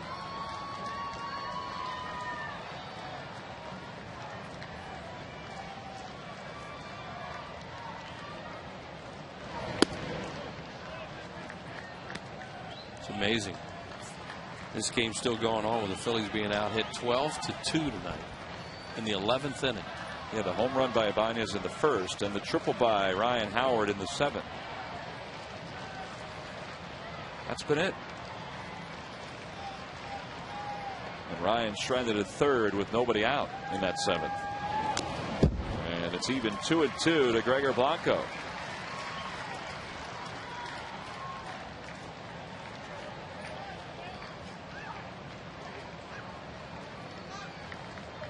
Blanco came up a couple of years ago for the Braves and was one of their everyday outfielders. And with all the moves Atlanta's made over the last couple of seasons, he kind of got sealed off and sent back down to the minors. But he's up here with McLeod not on the roster at the moment. And the 2-2 opposite way. He flicks it foul.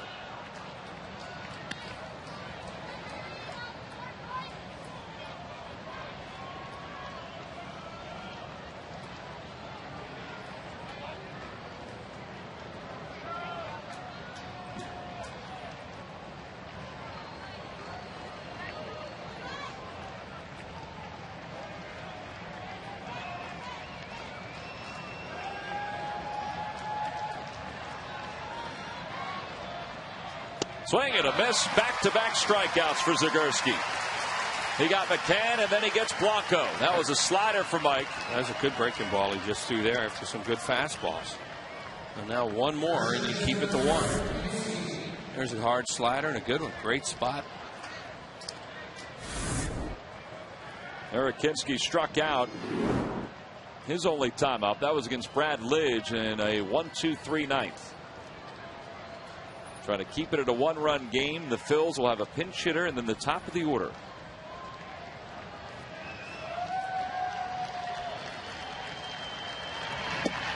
A slider down and away. 1 ball and no strikes to Hinske.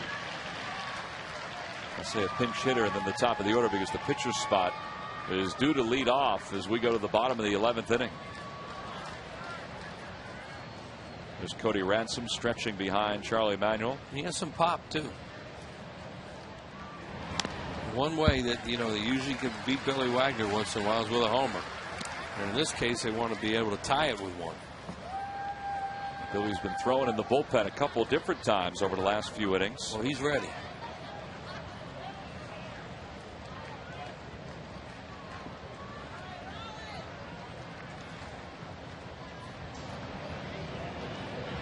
One and one the count to Hinske.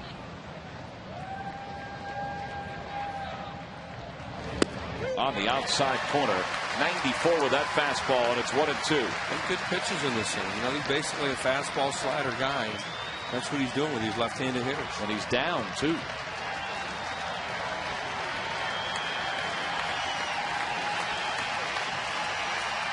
Phillies hoping for one last chance.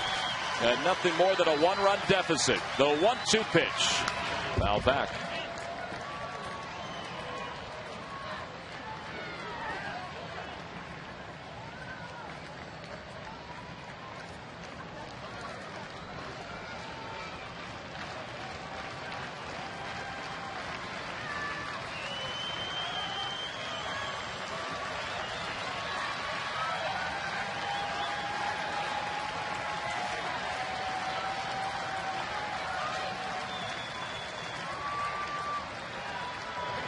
In the air to right field. Towering shot. Worth going back on the dead run to the wall. And it's no longer just a one-run deficit. A two-run home run for Eric Kinski. And that's made this a 6-3 game. That was a towering shot. And that's his 6th home run of the year. Kinski's done a great job for him. Looked like a slider. Made really good pitches, but not quite able to get it done. So that two-run home run makes it even harder for the Phils. Yeah, one more left-handed hitter to go, and there's a slider, and it's middle in, and he got it way up in the air, and it just kept on going.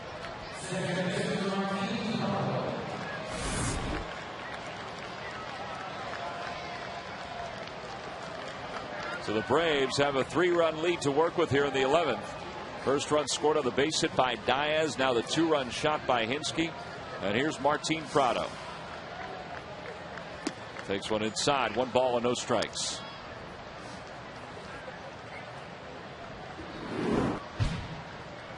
Prado batting now for the 6th time. Single, a walk. He flied out to right. He homered. That gave the Braves a lead at 3-2.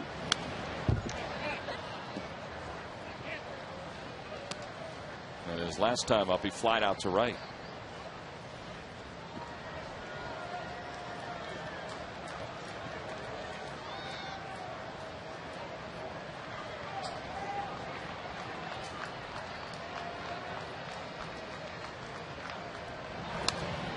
And it's 1 ball and 2 strikes as he fouls that one back.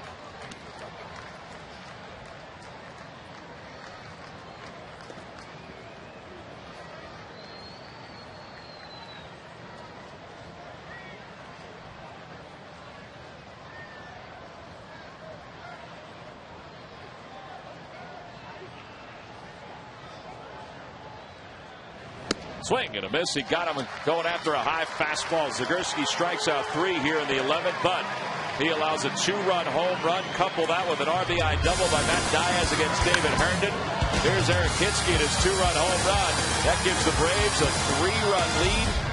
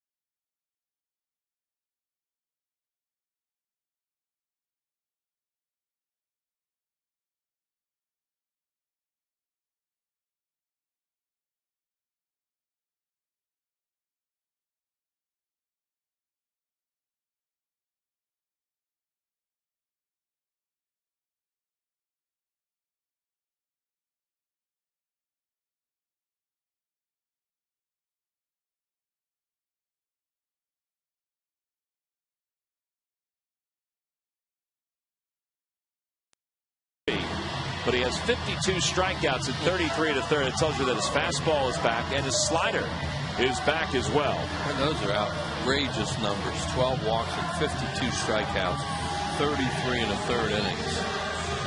That's just unbelievable. Well, he is 5th all time in saves in baseball history.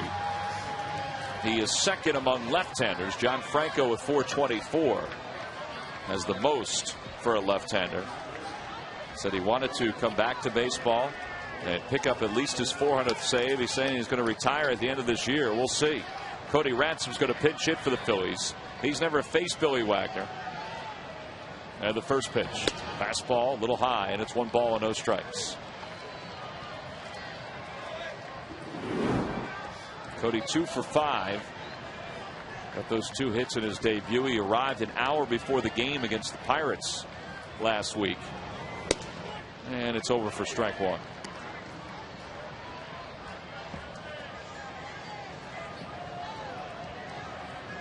It'll be Cody Ransom, then Jimmy Rollins and Shane Victorino. Phils need a couple base runners to bring the tying run to the plate. And it's 1-2 as that fastball tails off the outside part of the plate. Ransom swings over it.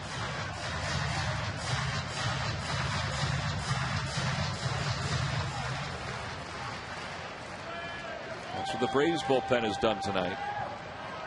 Phillies bullpen has allowed the 3 runs in relief of Cole Hamels.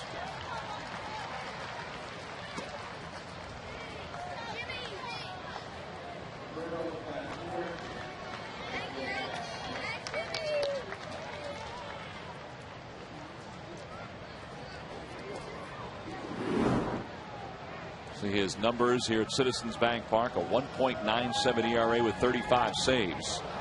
And that slider came up a little bit short. There's Melky Cabrera. He is the last remaining bench player for the Braves, and he's in left for Matt Diaz.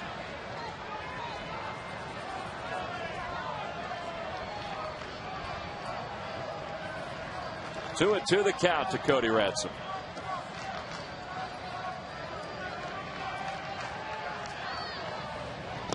In the dirt with another slider, and it's 3-2. Brian McCann tagged Ransom. He wanted to peel, and Tim Welke said, Surprising he's throwing sliders with a 3-run lead. Particularly since his fastball was good enough. Good enough. 93, 4. Maybe he didn't think it was. That one's hit toward third. Chipper Jones has it, and he has time to throw across the diamond. 1 away here in the 11th. And to the top of the order we go with Jimmy Rollins.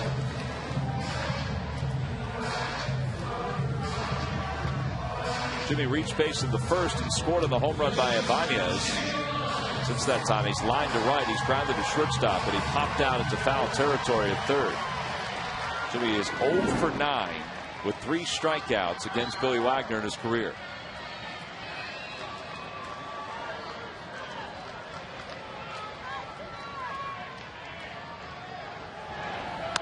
And a check swing and a high fastball. 0-1.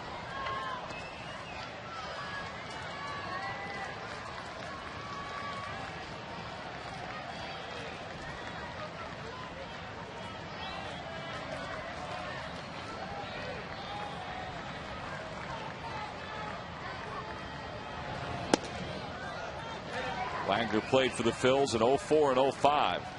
There was a lot of success, but there was also some heartbreak late in the seasons. Say 38 games 1 year for the Phillies. That was 05. 21 and 04. Up high, and it's 2-1. Still think about Craig Biggio and that home run to left against the Astros in some of those games late in the season while Billy was on the hill for the Phillies. Man, he was hurt that 1 year too. He had the groin problem.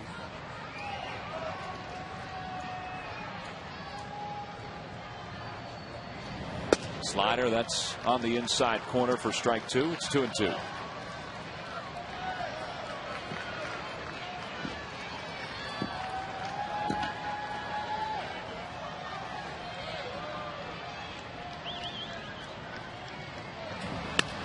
Roll towards shortstop. Escobar really goes down to a knee to pick that one up. And there are 2 outs. So 2 ground outs. And there are 2 away. Reminder after the ball game, get highlights and a recap of this one. Plus Sixers guards Drew Holiday and Evan Turner continue to get to know each other in the NBA Summer League. Plus an update about the NHL and NBA free agency. And all the news Philly fans need to know. Toyota Sports Night after the game on Comcast Sportsnet. 2 away, and here's Shane Victorino. Toyota Sports Night will also include Phillies post-game live. Ricky Metallico waiting to add his 2 cents. That slider's over the knees, and it's 0-1 to Victorino, who's 2 for 8 against Billy.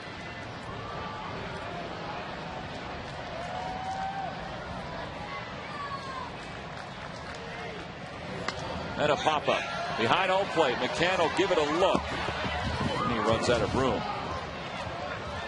And it's 0-2.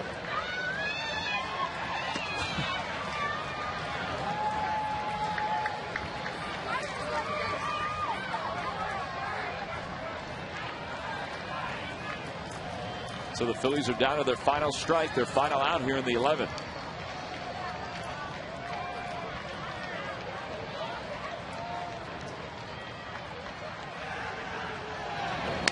That one's hit toward the hole. Will it sneak through? Escobar's got it. From a jump, he throws to first, not in time, and Victorino's aboard with 2 away. Pretty good play by Escobar to get to that ball and make it a close play. Tremendous play. That's a great arm, too, to be able to make a jump throw like that. Here it is. You know, they're playing Shane up the middle, and he pulls Wagner. He gets to that. Oh, he got a lot on that. Sure did.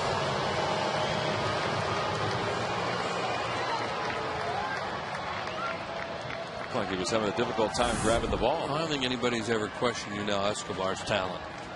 You know, sometimes there's been a desire thing there with him. Here's Raul Ibanez. Victorino was hesitating coming off the first base bag. He took off, then stopped, and it's 1-0.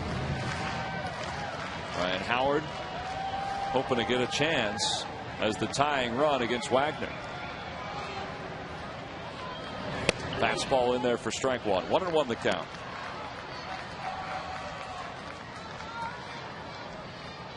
Phillies still have a chance with 1 out left here in the 11th, but they had a huge chance in the 7th when, with nobody out, they had a runner at third, and they had just scored the tying run. They couldn't get Ryan Howard home from third. Victorino goes, and that'll be defensive indifference. And it's 1-2 to Ibanez. Overall, the Phillies have just 3 hits, including that infield hit by Victorino.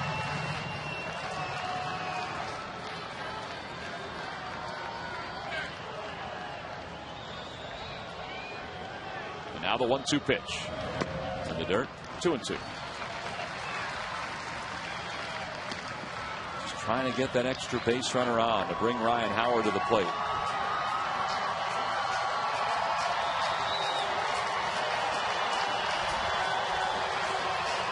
Bobby Cox has seen a million games like this.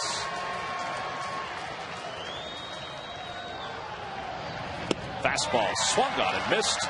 And the Braves in 11 innings have defeated the Phillies, and their lead in the National League East is back to 5 games. It was a 6-3 win.